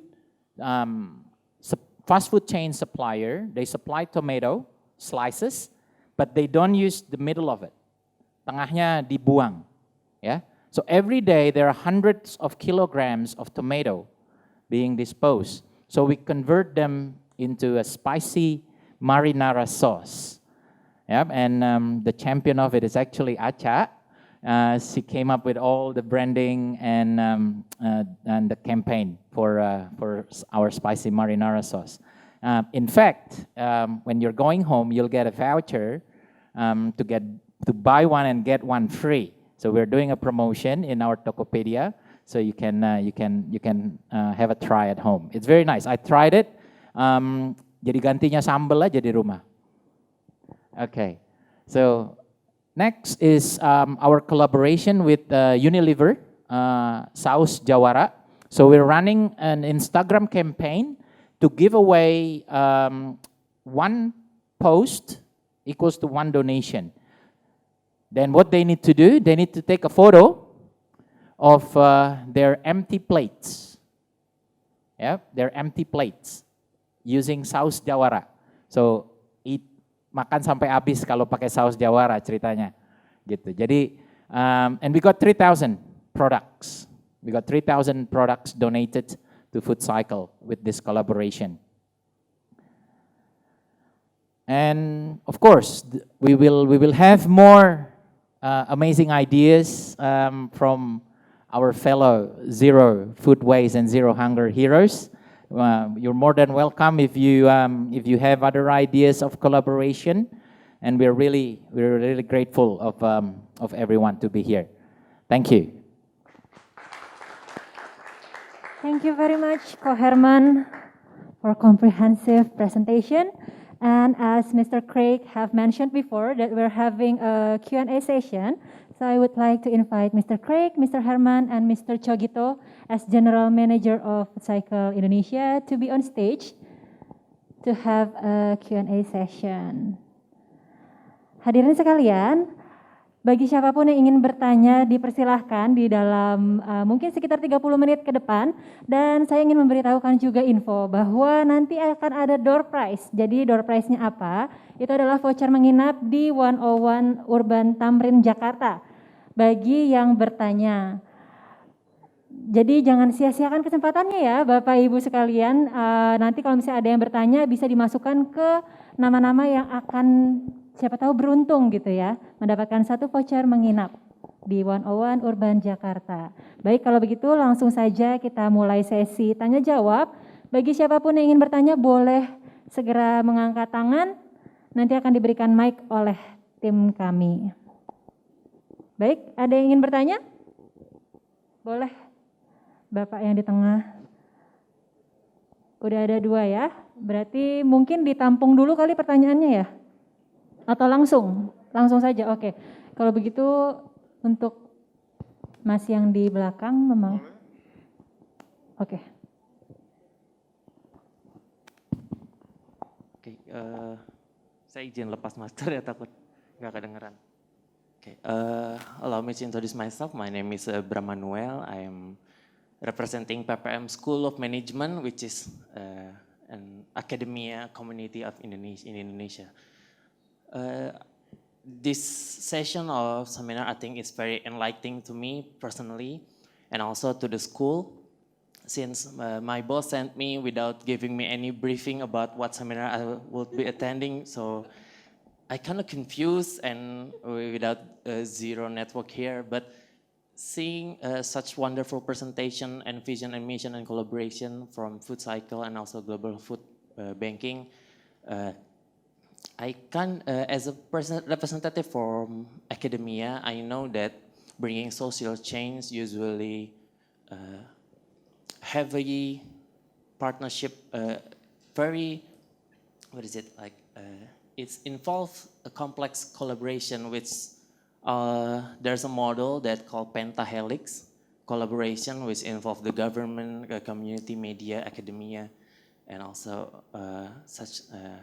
Food cycle is food banking is an innovation that comes from community based, I think. And as the presentation went, I asked myself, what does contribution that comes from academia, from academic community, since there are no examples from them. So I wonder, what can we do to help the sustainable development collaboration with the food bank, since as currently now PPM School of Management is running the project to develop its circular economic center, so I need to study a lot in this topic. But I wonder, I believe there's so much collaboration opportunity from the academic society, but I just don't know what the collaborative is. So I wonder whether you will be so kind to enlighten me with the collaboration opportunity from us. Thank you. Terima kasih untuk pertanyaannya, dapat dijawab oleh Mr. Craig. Thank you. That's not me making that noise, by the way. That is a great question on how the next generation, especially in academics, can help the movement that we are working on. And short answer, and I will give you my email address when we leave, because I think we need to have a much longer conversation. But short answer is, academics are very, very necessary to the work that we do. It is the research. It is the data collection. Those are the things now. Food banking has changed over the years. It used to be, how do I say this? And I think I'm the only one in this room old enough to say this. It used to be the hippies back in the but don't laugh, I saw that. It used to be the hippies that, it's going to be free love, free food, free store. Well, that didn't work out very well. From that concept, it kind of moved to the religious organizations that thought, we could pray this problem away. That didn't work. It then migrated into, I want to say, the next generation of people that were altruistic. They thought, we can solve hunger, we can solve world pollution, we can solve this, we can solve that, we can save the whales, we can save whatever we need to save. And none of those ideas really worked. But now food banking has evolved, and our donors have evolved to the point where data is king on everything. How many people, how many kilos, how many agencies, how many FLOs. It gets to be staggering. And food banks, and not just Food Cycle, but I know food banks all over the planet do not have the resources or the staff to come up with the reams and reams and reams of data that are being demanded of them. So if academicians in statisticians and accountants and anybody that's good with numbers and data could get involved, God love you, because that is a skill that's definitely needed.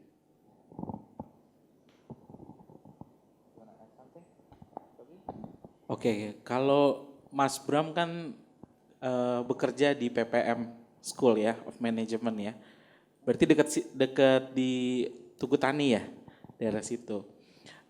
Kuliahnya udah mulai onsite atau offline? September udah mau mulai ya.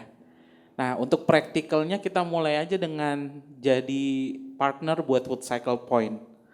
Kalau saya karena operation ya langsung yuk jadi partner kami untuk jalankan Food Cycle Point di kampus PPM School of Management.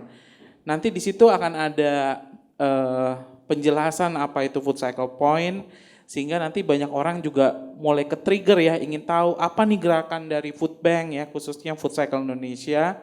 Sehingga nanti mungkin akan ada sesi khusus kuliah umum ya, untuk kita bisa bahas tentang gerakan food bank, anti food waste ya, untuk juga mencapai zero hunger for better Indonesia. Jadi praktikal aja Mas, habis ini kita ngomong langsung yuk bikin food cycle point di PPM School of Management, ya enggak?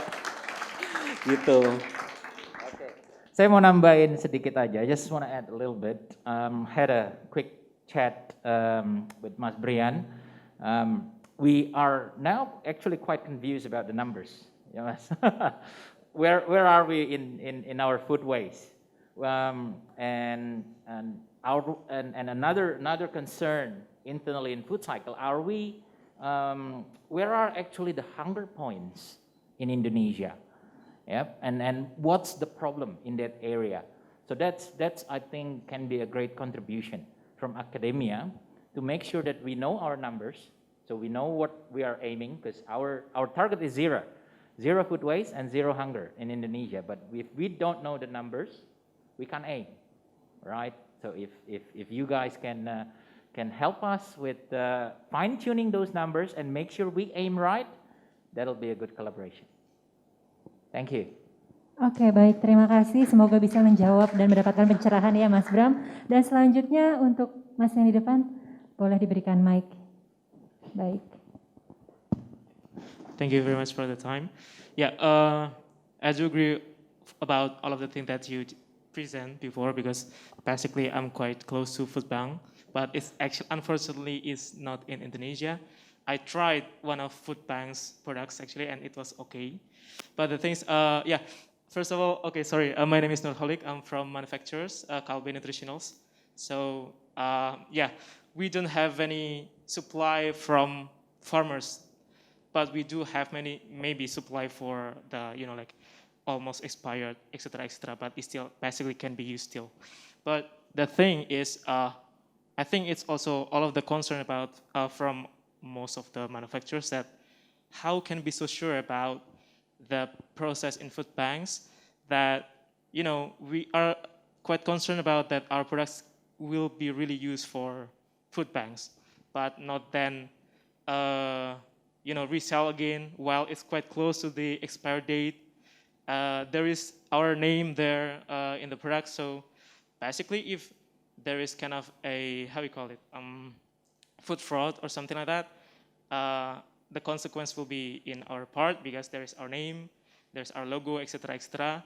So that's actually the thing that we always concern about when we want to have a collaboration for food banks to use products from the market. That is sometimes it's just like cannot be sold because the packaging is just not good, while we still have the in the packaging.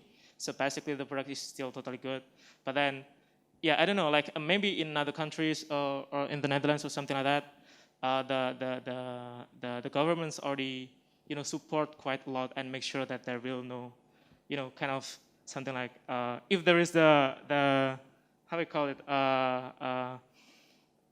something wrong with that product, it's not on our part, but there is kind of the assurance that won't happen. But I'm not sure what if that's in Indonesia. I mean, like, is there already kind of assurance from the governments or some other authorities that can ensure us as the owner of the products to be okay to give our products to food banks? Well, it's actually very important. Thank you.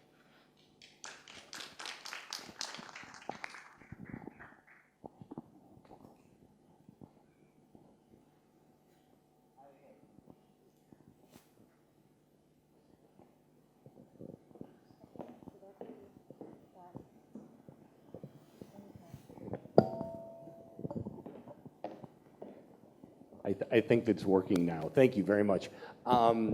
That concern you just expressed, I have heard in probably 43 of 44 countries that we work in. And it's a valid concern, it really is. You had said, what assurance do you have from government? You'll never get that. You'll never get assurance from the government. You need assurance from the food bank. And there will be a contract written between the food bank and the food donor. You just said it's your name out there. It is. But title has passed to the food bank. And you will sign an agreement with them that they will hold you harmless against any future problems if something happens. Is it 1,000% bulletproof? Nope, nothing is. So if you're looking for that kind of an assurance, it's not going to happen. But there will be a written agreement. The food bank will not sell, barter, or trade your product that you donate and entrust to them. They also do the vetting on those FLOs, and there's a similar agreement signed with them that they will not sell, barter, or trade the product. And you asked about expiry dates. That's why I encourage retailers and manufacturers to have reasonable sell-by date products and practices in place. If you are saying to the food bank, and not you, I'm sorry, the very general you, are saying to the food bank, well, we're going to donate our product when there's 48 hours of shelf life left. That's just making the food bank your disposal service, and that's not fair. If you can give a reasonable, 2 weeks out, you're not going to distribute this product, yeah, then they can work with you much faster and much easier and much more collaboratively. But the normal food bank donation process is title transfers from whoever has the product to the food bank, so you're out of the liability stream. And in the meantime, governments are working on Good Samaritan laws and food donation laws to help protect even further. Does that help? Okay. Oke, Mas, saya jawab bahasa Indonesia ya, biar lebih lancar, biar menang kayak Miss Indonesia bahasa Indonesia. Nggak lucu ya?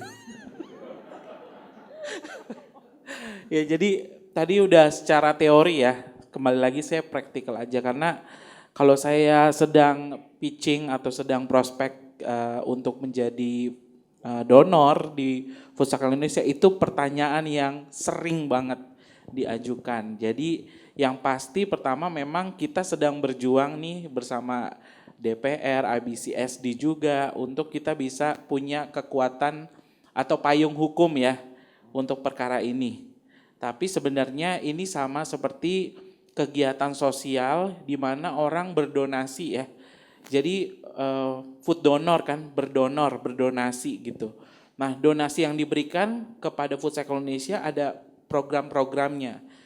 Untuk program yang kami lakukan itu adalah food rescue. Nah, food rescue itu menyelamatkan produk yang tadinya bisa terbuang ya, near expiry date products atau yang memang surplus berlebih gitu. Belum tentu dia near expiry date product. Itu kami terima. Nah, kalau kita mungkin yang bukan memiliki kebutuhan ya atau dalam kondisi orang yang membutuhkan donasi, tentu kita kalau beli biasanya kita stok ya. Di rumah kita beli untuk bulanan gitu. Tapi buat mereka yang membutuhkan, once mereka dapat donasi, hari itu atau dalam beberapa hari ke depan itu langsung diolah. Jadi make sure bahwa itu langsung dikonsumsi. Makanya kalau kita dapat donasi dari donor kami yang near expiry date product, ada yang sebulan, ada yang 2 minggu, itu once kita terima langsung kita kirim ke FLO atau Yayasan Prima Manfaat, itu mereka langsung segera konsumsi karena memang mereka butuh, mereka memang sangat memerlukan bantuan ya. Kalau produk dari Kalbe Nutritionals mungkin kayak susu, seperti itu ya, susu ya itu mereka akan langsung buat gitu buat anak-anak di panti asuhan misalnya. Nah itu semua akan kita buat perjanjiannya, MOU-nya clear. Di dalam MOU ada bahwa apa yang dilakukan oleh Kalbe Nutritionals atau donor yang lain merupakan bagian dari CSR perusahaan gitu, Corporate Social Responsibility, di mana memastikan bahwa produk yang diberikan adalah produk yang masih edible, near expiry date product atau surplus food products. Lalu ketika sudah ada diberikan ke Food Cycle Indonesia, itu menjadi tanggung jawab Food Cycle Indonesia, make sure memang itu near expiry date product, kita ada food assessment dulu sebelum kita kirim ke para FLO. Nanti di FLO juga sebelum dikonsumsi oleh para penerima manfaatnya, oleh pengurus akan dites lagi, memang layak untuk dikonsumsi. Jadi kita menjaganya seperti itu. Jadi once sudah keluar dari donor, itu menjadi tanggung jawab Food Cycle Indonesia.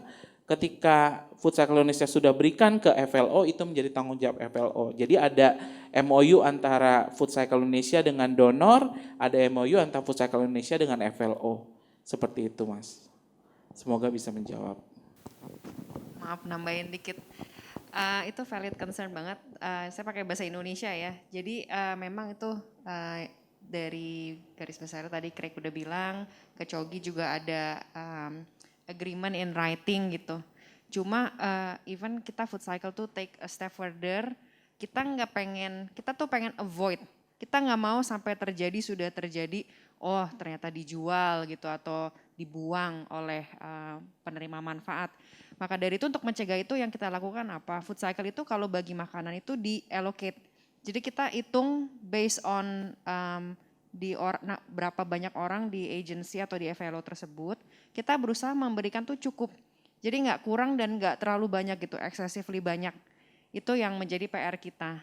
Nah satu itu, karena kenapa kalau kebanyakan kan ya nanti saya tidak butuh susu powder ya, saya butuh token PLN gitu, bisa-bisa dijual. Which is kita nggak mau kan, of course we don't want that to happen. Lalu pelaporan, maka mungkin di sini kalau ada rekan-rekan FLO dari Food Cycle ya, mungkin Food Cycle rese banget sih setiap kali ngirim minta-minta foto, minta-minta nanya terus. Sebenarnya itu, that's bukti evidence gitu bahwa memang ini dikonsumsi oleh teman-teman yang membutuhkan. Jadi kita setiap kali ngirim makanan itu, kita minta pertanggungjawaban, ya paling mudah dengan foto ya, untuk sekarang udah ada WhatsApp sih, jadi ngirim foto itu cukup mudah. Dan kita lakukan kunjungan juga, sekarang udah mulai lagi ya, kemarin waktu zaman pandemi sih memang sangat limited gitu, kita juga nggak terlalu berani ya untuk mengunjungi karena resiko COVID tersebut, tapi sekarang kita lakukan kunjungan lagi gitu. Jadi semua ini mungkin kalau misalnya tim kita kurang menjelaskan di lapangan, kurang jelas kenapa sih Food Cycle begitu gitu, kayaknya ribet banget. Sebenarnya ini untuk supaya kita bisa memberikan assurance gitu kepada donor, which is dari donor juga sudah ditanyakan. Nah tapi ya ini semoga semua bisa mengerti sehingga eventually tercipta lingkungan yang aman gitu, ada trust bahwa semua food donation activity ini tuh ada semua orang trust dan percaya, oh we are all doing this for good. Nah, tapi gimana supaya bisa achieve trust tersebut, yaitu the daily activities of allocating makanannya tepat alokasinya, reportingnya tepat, ya that's what builds up gitu. Kurang lebih begitu Pak, nambahin aja, makasih.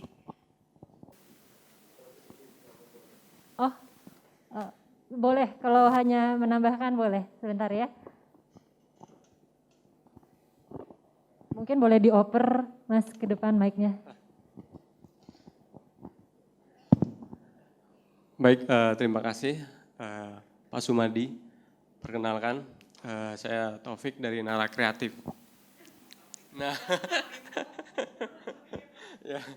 Nah, makanya kami sedikit mau menambahkan, ini pengalaman kami. Kami sudah dari tahun 2018, ya Mbak Astrid ya, Pak Herman langsung. Nah, pertama kali kami itu datang, nah ini ada apa? Maksudnya apa?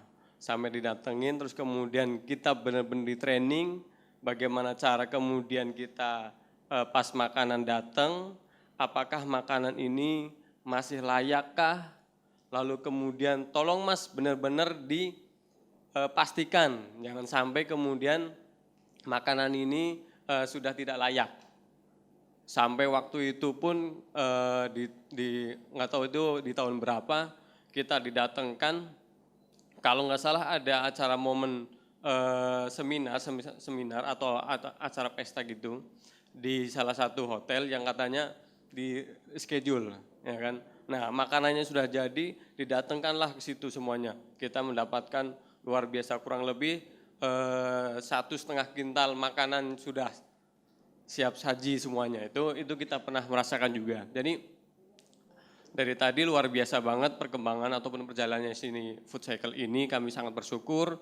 Pertama, kami sangat berterima kasih dengan adanya food cycle ini, anak-anak asuh kami ataupun anak-anak didik kami ini, mereka sangat terbantukan. Yang tadinya ini kan mereka itu ya benar yang tadi di video pun luar biasa, itu yang pernah kami rasakan gitu kan. Sarapan, makan pun kadang ala kadarnya itu kan. Lalu kemudian dengan food cycle tidak hanya roti saja, tidak hanya makanan-makanan yang istilahnya sudah di packaging, tapi tadi ada makanan yang wedding juga itu kan.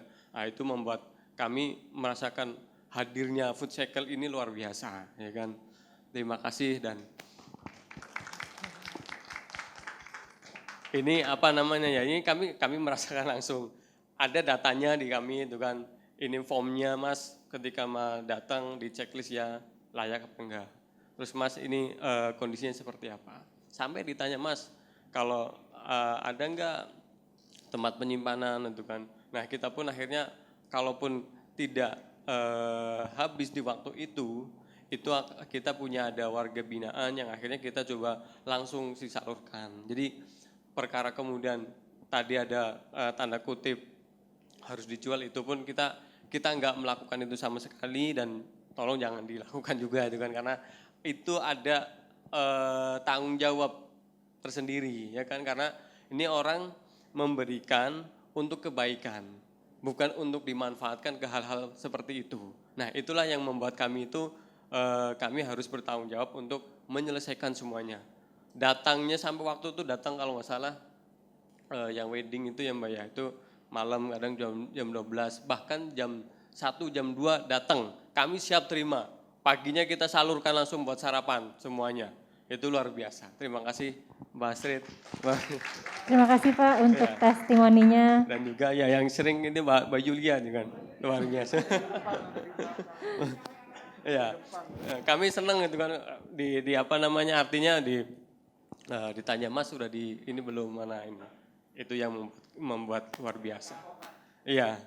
Nah, terus kemudian ini ya sedikit paling ya. Karena begini, kami pikir di food cycle luar biasa. Artinya mengkolek makanan atau food ya kan. Lalu di sini apakah food cycle ini akan selamanya seperti ini? Ya kan? Apakah akan selamanya seperti ini? Nah, kami berpikir bisa enggak, ada enggak, ataukah mungkinkah nanti ada program seperti edukasi dari food cycle itu sendiri yang menyasar kepada mereka-mereka yang masih usia-usia sekolah. Artinya memperkenalkan ataupun artinya jadi sampai sekarang pun ya mereka kenal food cycle ya hanya seperti itu aja.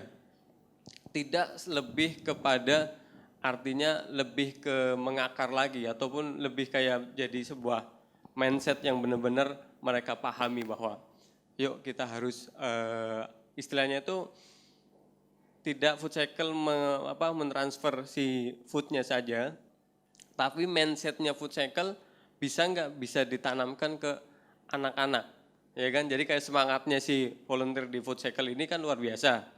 Nah, jadi kayak dalam dirinya si mereka ini harus ada nih, saya berpikir seperti itu, harus ada nih nilai-nilai yang seperti itu, ya kan? Nah, untuk menghadirkan nilai-nilai seperti itu dalam diri anak-anak itu kan butuh proses. Nah, alangkah lebih baiknya ada nggak sebuah program yang di sana itu atau mungkin dibuat program yang di sana itu memperkenalkan anak-anak di usia dini ini biar mereka lebih paham lagi sehingga kedepannya tuh food cycle tidak mengkolek mungkin nasi lagi ataupun makanan lagi, tapi lebih pada berbicara yang lebih luas lagi, seperti itu sih. Baik. Terima kasih untuk pertanyaannya. Mungkin kita tampung dulu, nanti dijawab bersamaan ya Pak. Ya. Dengan Bapak yang di belakangnya, boleh sekaligus memberikan pertanyaannya. Ya, makasih. Terima kasih Mas Taufik. Perlu perkenalan diri atau langsung Boleh, aja? boleh langsung Okay, perkenalan diri dulu. I'm Mike from Live Life. We're a platform that makes it easy to design smart events. So you mentioned about data, right? So this food problem is huge worldwide. It's been happening for ages. 1/3 of the food is wasted. So in order to address this, we really need to understand the root cause, right? We can do A, we can do B, we can do C, but my question touches on several points. So the first one, what seems to be the main root cause? So for example, let's say we say food loss, yeah? The loss is happening in the farm, the loss is happening in the transportation, the loss is happening in the production, the loss is happening in the food that is thrown, the loss is happening that is spoiled. Which is the point that shows the highest food loss? So that's the first question. I think I kind of know the answer, but I want to provoke. So that's the first one. Now the second one, which I think is a deeper question, again, I'm not upset, but I'm asking this question. How can a person not be able to afford a food on their table? In a country such as Indonesia, when you can just throw something, it will grow as a banana, as a coconut. That is a very fundamental problem, right? So the people who need food the most, whether they are children, whether they are elderly, how can they be in a situation where they can't even have food? I think that's a very fundamental problem, which you guys are doing is great, but I think this second question has to be addressed. So what happened is that I was talking with one of the food banks, right? And I asked them, the food that you distribute, right? Who needs them, right? Who needs them? Are they kids in orphan because they are being left by their parents? Okay, understand. Are they elderly people in their 70s, in their 80s, they cannot work anymore, they need food? Are they sick people? Who are these people who need food? Yeah, again, I'm not blaming them. I found one very interesting insight. Mike, a lot of them are people, elderly people, right? And I'm wondering, elderly people, they don't have food to eat, okay, fair enough. Do they have kids? I mean, if they don't have kids, I kind of understand. They don't have kids, so I cannot work anymore, I'm old, I don't get food. I found very interesting insight, and they said that majority of the elderly that need food donation, they have kids. And I wonder, if they have kids, right? They raise their kids. I don't know what's their relation with their kids. How come they don't have food? Probably some of the problems that can be addressed is can we make it mandatory if you have an elderly parents, you have a contribution to actually give food? So that's the second point, the root cause. Where is the food root cause? And then the third one, who are the stakeholders that are most responsible? The stakeholders, are they the food company? Are they the one that is producing the packaging so that we can reduce the amount that is being spoiled?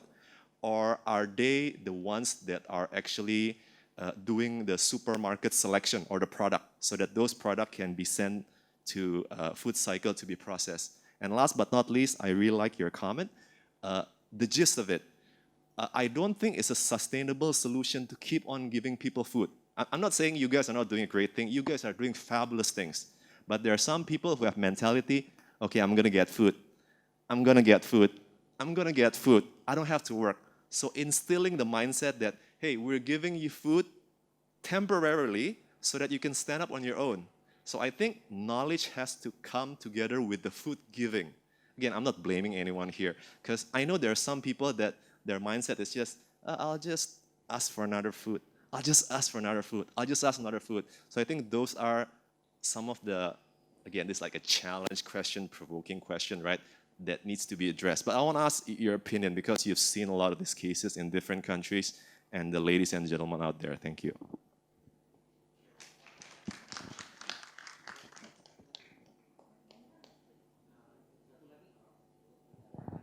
One last question, ya, boleh diberikan.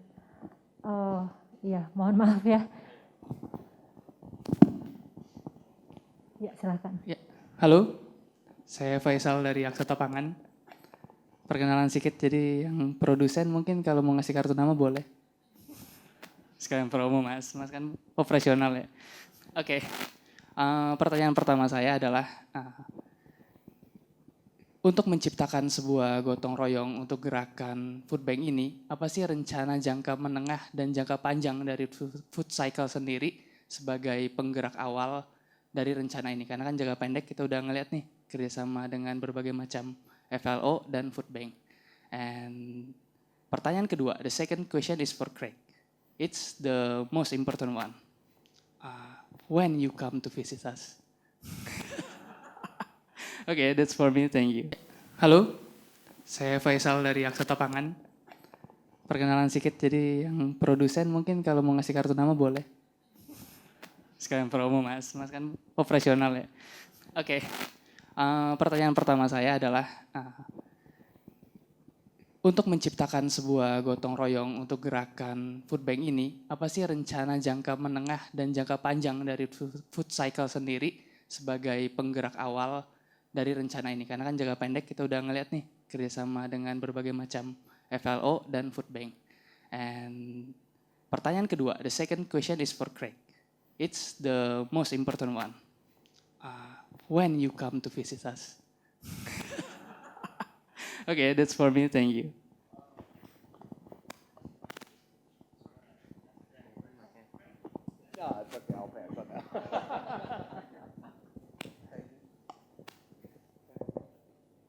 Tes, oke. Saya jawab dulu ya, Mas Faisal ya. Oke, jadi ya tadi udah di-share sama Mbak Indah ya. Saya dipercaya ya. Saya terjebak sebenarnya. Saya dipercaya untuk jadi chairman di GRASP 2030. Nah, ini jadi satu event yang kita mau ajak nih teman-teman semua yang ada dari perusahaan F&B, FMCG, hospitality, food bank, untuk terlibat dalam gerakan ini, gotong royong atasi susut dan limbah pangan 2030. Nah, jadi setelah ini mohon izin dulu ya, nanti akan dihubungi oleh tim dari GRASP 2030 untuk mengajak teman-teman semua untuk join di gerakan ini gitu ya, di GRASP 2030. Nah, itu rencana yang akan saya lakukan. Berikutnya pasti tentunya ini tadi udah bilang ini kita berkolaborasi ya, nggak mungkin Food Cycle Indonesia sendiri. Karena kami kan ekspansi memang ke Medan, tapi bukan kami buka kantor di Medan ya. Kami ada Aksata Pangan di Medan, kalau kami dapat donor yang mau ke Medan ya lewat Aksata Pangan gitu. Yang ke Bandung lewat Food Bank Bandung salah satunya gitu ya. Yang ke Bali ada SOS, yang ke Lampung ada Ruang Pangan dan lain-lain gitu. Jadi kita inginnya tuh saling berbagi, makanya saya terbuka nih Food Bank boleh datang gitu ya, agar nanti donor-donor yang datang di sini bisa juga memberikan kartu namanya gitu ya ke Mas Faisal atau ke Mas Gumi di sini gitu ya. Jadi itu kalau menjawab pertanyaan Mas Faisal yang pertama, kalau pertanyaan why Craig come to Indonesia, will you ask? Oh, when? Why? Yeah, why? Or when? Oh, when to Aksata Pangan ya, atau Medan, oke. Ya, you can ask me later on. I will schedule him to come to Medan ya, it in Lapo, oke. Oke, mau jawab Ko Herman? Saya tambahin ya teman-teman, I'll add a little bit. Kukuh masih ada nggak my slide yang 6 pilar kita? Masih ada nggak? Susah ya carinya. Oke, food cycle. When we started and we decided to have a vision of zero hunger and zero food waste. It made us think. That's a big claim, and how to achieve that? We then came up with 6 pillars. So 3 pillars for food waste. Redistribute. If we still can eat it and we don't mind to eat it, we can give it to someone else. Yeah. Number 2, reprocess. Some food, they are still edible, masih bisa dimakan, but many people udah nggak mau, ya. Many people don't like it. We've done it with brown bananas, we turn it into banana cake. The tomato pulps, we've turned it to marinara sauce. We've done with carrot cakes as well. And there will be more products coming. Last but not least is to recycle. Yeah, we did a quick trial with black soldier fly, but we realized we need a big scale. Kita perlu scale yang sangat besar to make it doable with what we did. But that's something that we will come back to. Yeah, we plan to have a recycling facility in Food Cycle Hub, and hopefully one day we can bring it to our FLOs as well. Ya, jadi kita bisa bawa ke rekan-rekan distribusi kami on how to recycle food. Yeah, that's probably part of the education program. And the zero hunger side, in the zero hunger side, number one, with redistribution, we can feed. So 3R and 3F. With redistribution, we can feed. Yeah? With our reprocess, we can foster. So we've done it. Thank you, Kuku. We've done a small project in 2019 where we put 3 kids into culinary school, and 2 of them graduated. Yep. And one of them in Nias, satu di Nias, and Dwi is now a cook professional and at a well-known restaurant in Menteng Kaum. Yeah, so that we hope with our spicy marinara program and more other program with Food Cycle Kitchen, we can bring in youth and teman-teman dari Nara Kreatif, dari Wonder Food to come in and learn on how to cook, how to process food so they can be better in their future. Last but not least is to grow your own food. That's farm. So feed, foster, and farm. That's our long-term plan. Food Cycle look into farming like what they did in the Philippines, because those area where people, you mentioned, why don't we just, this is a very fertile ground, right? Indonesia, tanah yang sangat subur, biji jatuh pasti tumbuh, gitu. Why it didn't happen? Because they don't know how to do it. That's, I think, and some of them are concerned about their economical situation. Most of them decide to sell instead of consume it themselves. Yeah, because they think they can sell better.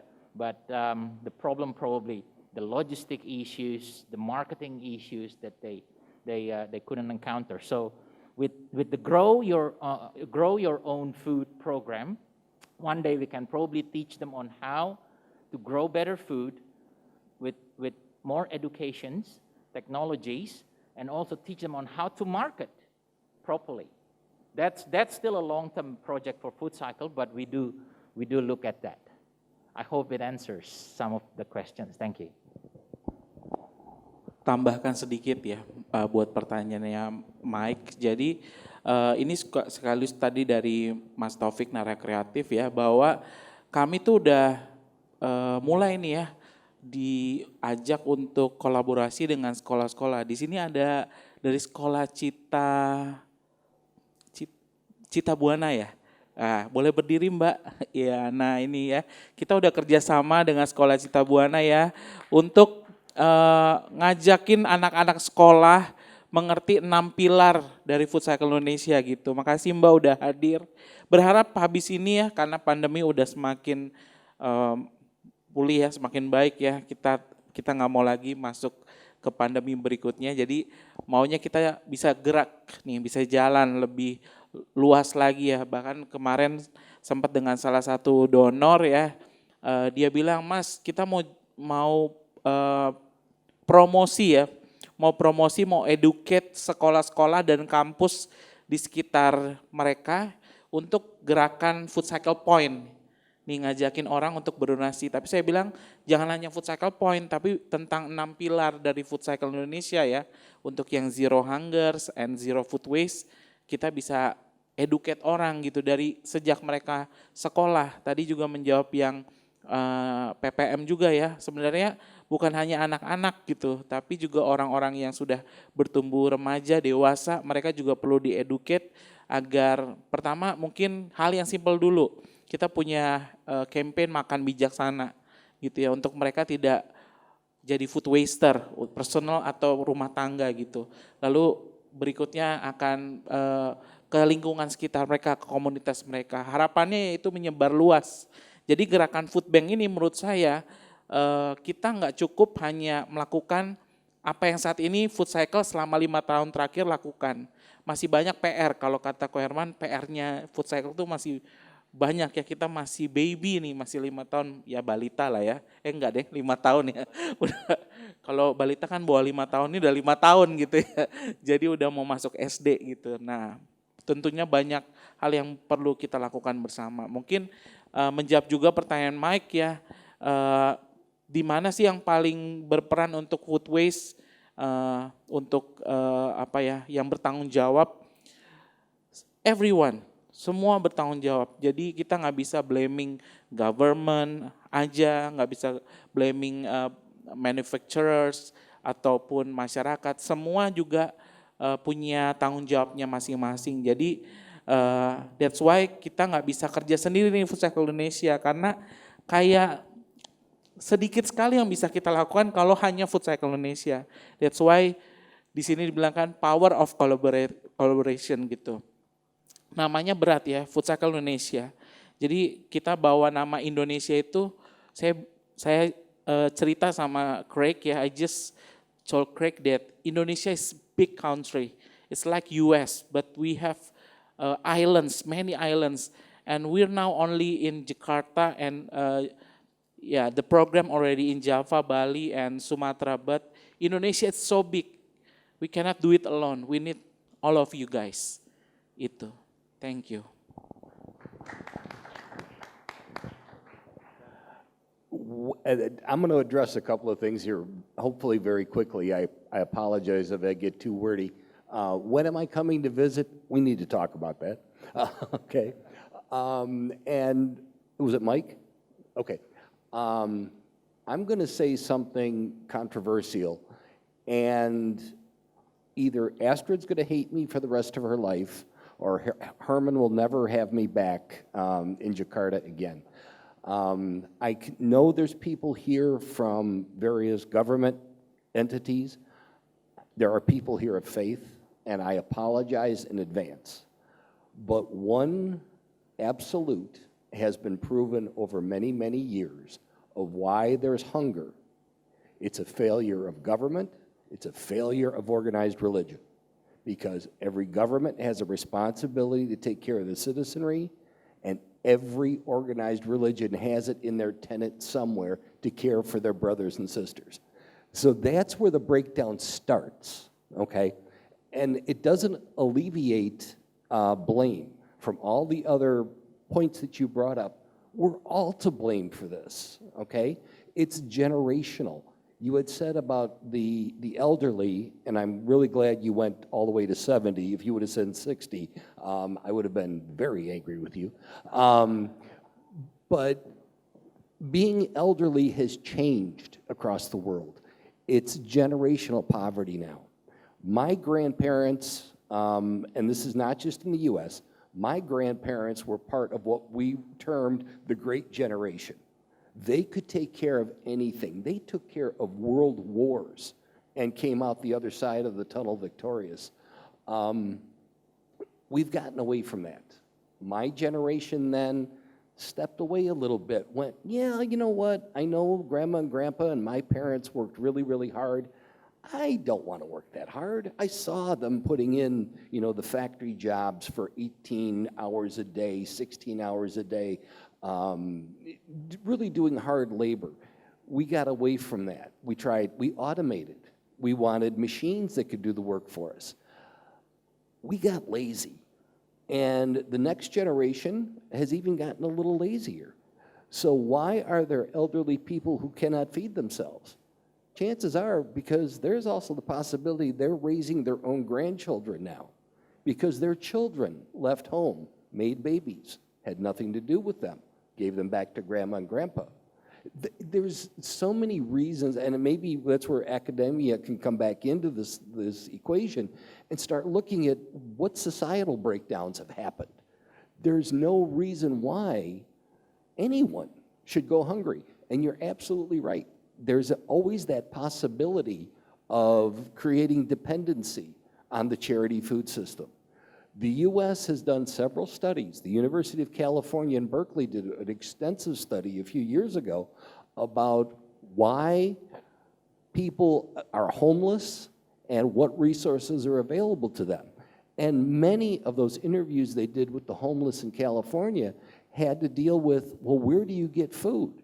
And many of the respondents said, getting fed is not a problem. I can go from that mission to this shelter, to this organization, and never have to worry about it. Is that a bad thing? I don't know. I'm not going to make a commentary on that. But that is such a small percentage of the population that's doing that. It's less than 1% when they did this study. And I'm sure globally, those numbers would be pretty similar. But those are the ones that catch the headlines. Those are the ones that we question. And I think we question that, and we question charity because we're in a position we don't need it. I don't need to go to a soup kitchen. I can feed my family, and I'm proud of that fact. But I also know there are people that don't have that opportunity for whatever reason. It could be medical, it could be mental health, it could be addiction, it could be so many things that I just don't know about. So, yeah, we're all kind of to blame in this, all of the various sectors that you mentioned. And I think, also too, when you look at, and as an American, I need to take a lot of responsibility to this. It is the Western influence. I want perfect vegetables. I want perfect fruit. I want perfect meat. Well, manufacturers and growers and farmers and agriculture, nothing's perfect. I've been in positions where, I'm going to, forgive me, you asked me how to tell time, I'm telling you how to build a watch. I was in Delhi, India, a number of years ago, and at a manufacturer of, I don't know if you'd call them chips or crisps here, but potato chips, okay? And 3 very large trucks pulled into the loading docks to unload millions of pounds, and I can't tell you how many kilos, of potatoes that just came from the farmer's field. It was like ants at a picnic, where suddenly these trucks stopped and men and women in white lab coats ran out of the building, started taking samples. And they ran those potatoes back, each had, a small bucket. They each ran those back into the building. And 15 minutes later, they came out and rejected all 3 truckloads because their sugar content was too high. They do not make the perfect potato chip. So what did they do? We're following the trucks to find out where they're going. There's a landfill about 2 miles away that was nothing but rejected potatoes. It's like, come on. We have gotten that hung up on things rather than the taste of the chip. How does it look? How does it cook? I mean, we've created a lot of these problems for ourselves. And I hate to say it, we're leaving it for the next generation, your generation, to help fix this. Yeah, mine probably created a lot of the problems, but guess what? We've got to make them go away, one way or another. So is there any pat answer to what you're asking? Absolutely not. I think those are still great questions, but please don't put any doubt out there. Nobody wants, I shouldn't say nobody. Majority of people served by soup kitchens and pantries and shelters, they don't want to be there. They just simply do not. They would love to be able to pull themselves up, using the term, by their own bootstraps. But when you have no boots, or maybe you're missing a leg, you can't do it. So there's more empathy needs to come into our thinking, but I also think more science needs to come into this, more scholastic involvement. Help us. The answers have got to be there. We just haven't found them yet. And when you stop and think about it, and again, I'm sorry, I'll hurry up. Don't put up a sign that says 2 or 5 or anything else. What we are doing is so blessed easy. Shut up. This is easy. We are sharing. When did we stop doing that as a culture, as a people? When did we stop sharing? I have something extra that you need, and I don't give it to you? Come on, that is just wrong. We've gotten away from the basics of being people. All right, I'll get off my soapbox, I'm sorry. What we do is necessary because it's not being done. If not us, who? Maybe that's the way I should put it. That this needs to happen until answers can be found so we don't exist anymore. Does that help any? I'm sorry, forgive me, I didn't mean to look like I was attacking you on that. It's just, I've heard those kinds of questions before, and you're right, they need to be asked, and guess what? They need to be answered. Thank you.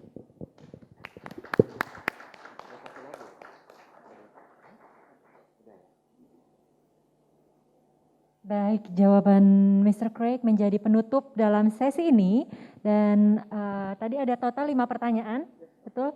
Jadi ada 5 nama yang ada di dalam fishbowl ini yang akan diundi oleh our General Manager Mr. Chogito. Baik.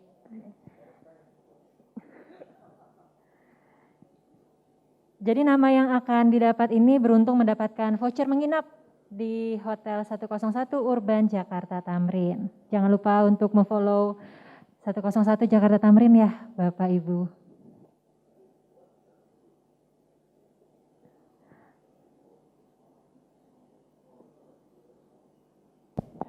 The lucky guy is Mas Nurholik.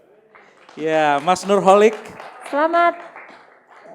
Boleh maju ke depan. Setelah ini Kalben Nutritionals jadi donor buat Food Cycle Indonesia. Ini tanggung jawab moral, Mas, tanggung jawab moral ya.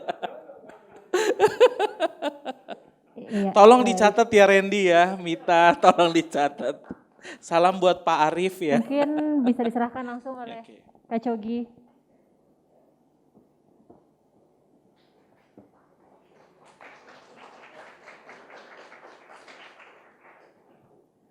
Oke, kalau begitu kita juga akan menutup acara ini.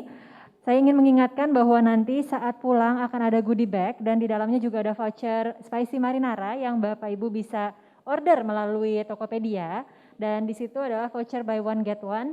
Jadi kami sangat berterima kasih apabila Bapak Ibu juga ingin mencoba dan juga bisa menjadi agen dari Zero Food Waste Movement yang dilakukan oleh Food Cycle Kitchen dan juga Food Cycle Indonesia.